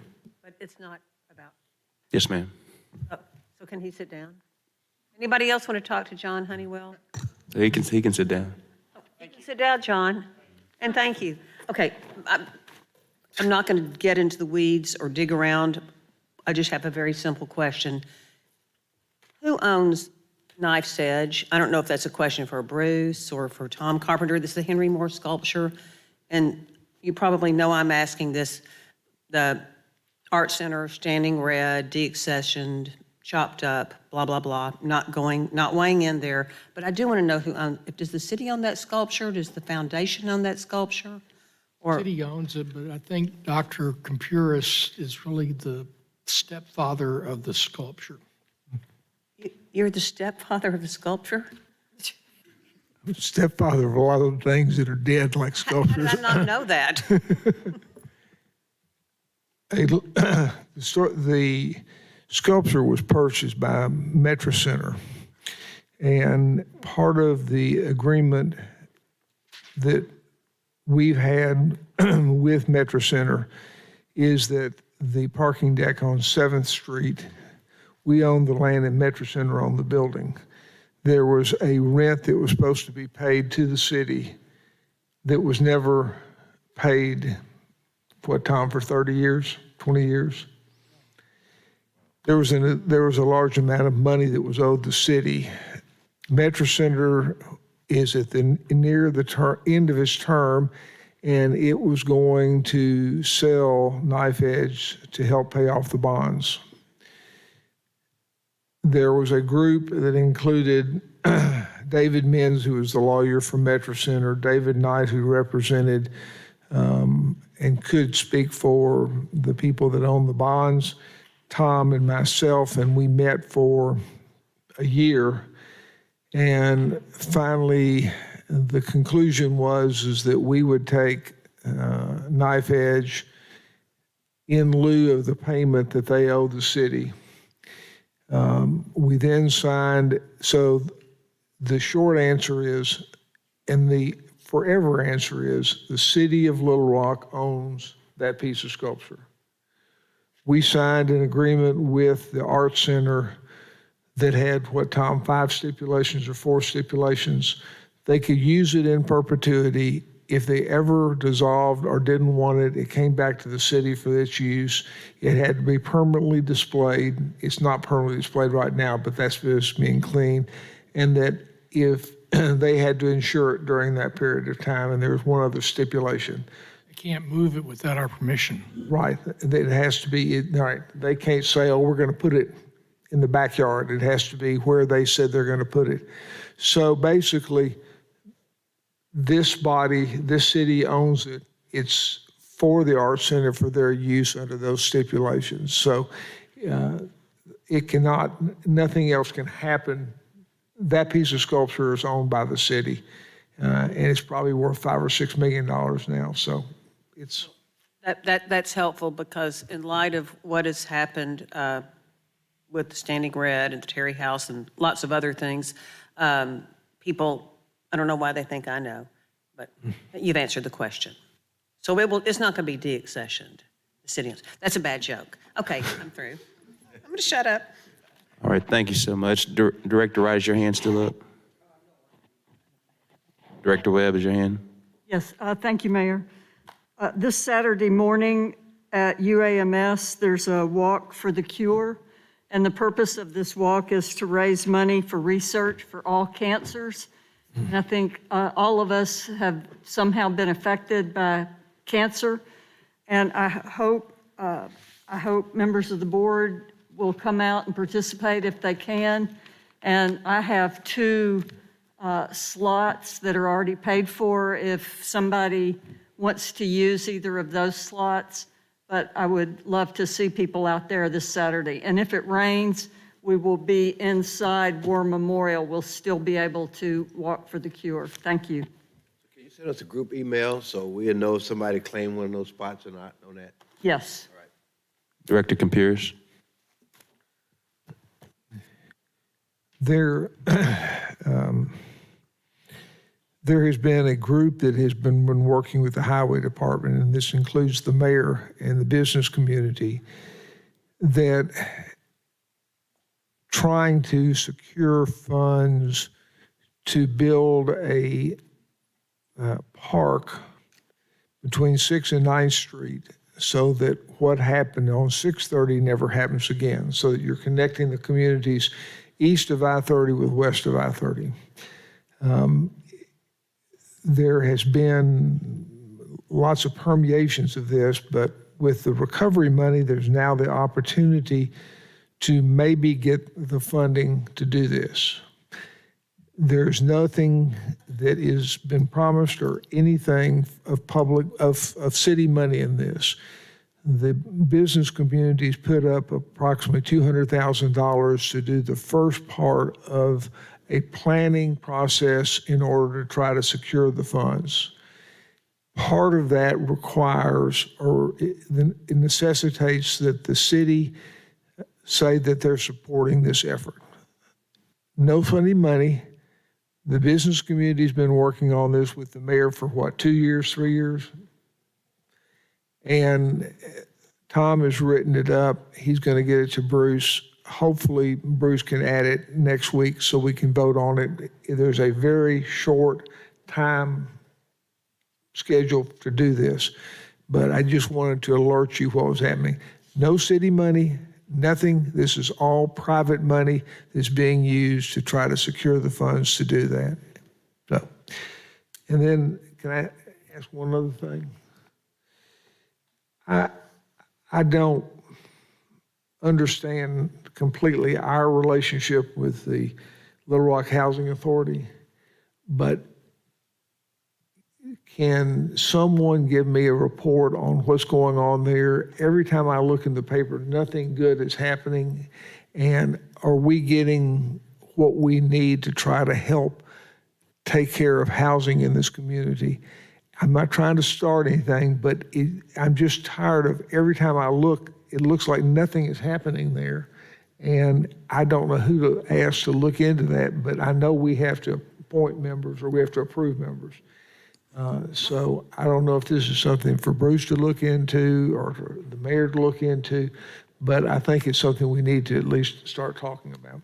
Let me apologize because prior to the pandemic, Dean, Director Hendricks and I were the liaisons to the Housing Alliance board. We weren't voting members, but we were there to give our input and come back and give feedback to you guys. So I hadn't been to one in a while. So I would love for you, the perfect person to get involved, but I can't look in the paper again that they're getting sued again, which means that we're getting sued again, which means they can't be doing what they're supposed to do. So if you could give us a report, I'd appreciate it. And just one point of clarification, Director Compuris, they are an independent agent of the city, of the state, and so we're not being sued. They are, but we'll get you a report. Thank you. That being said, do appreciate everyone. I know, just to say thank you. Everyone have a great day.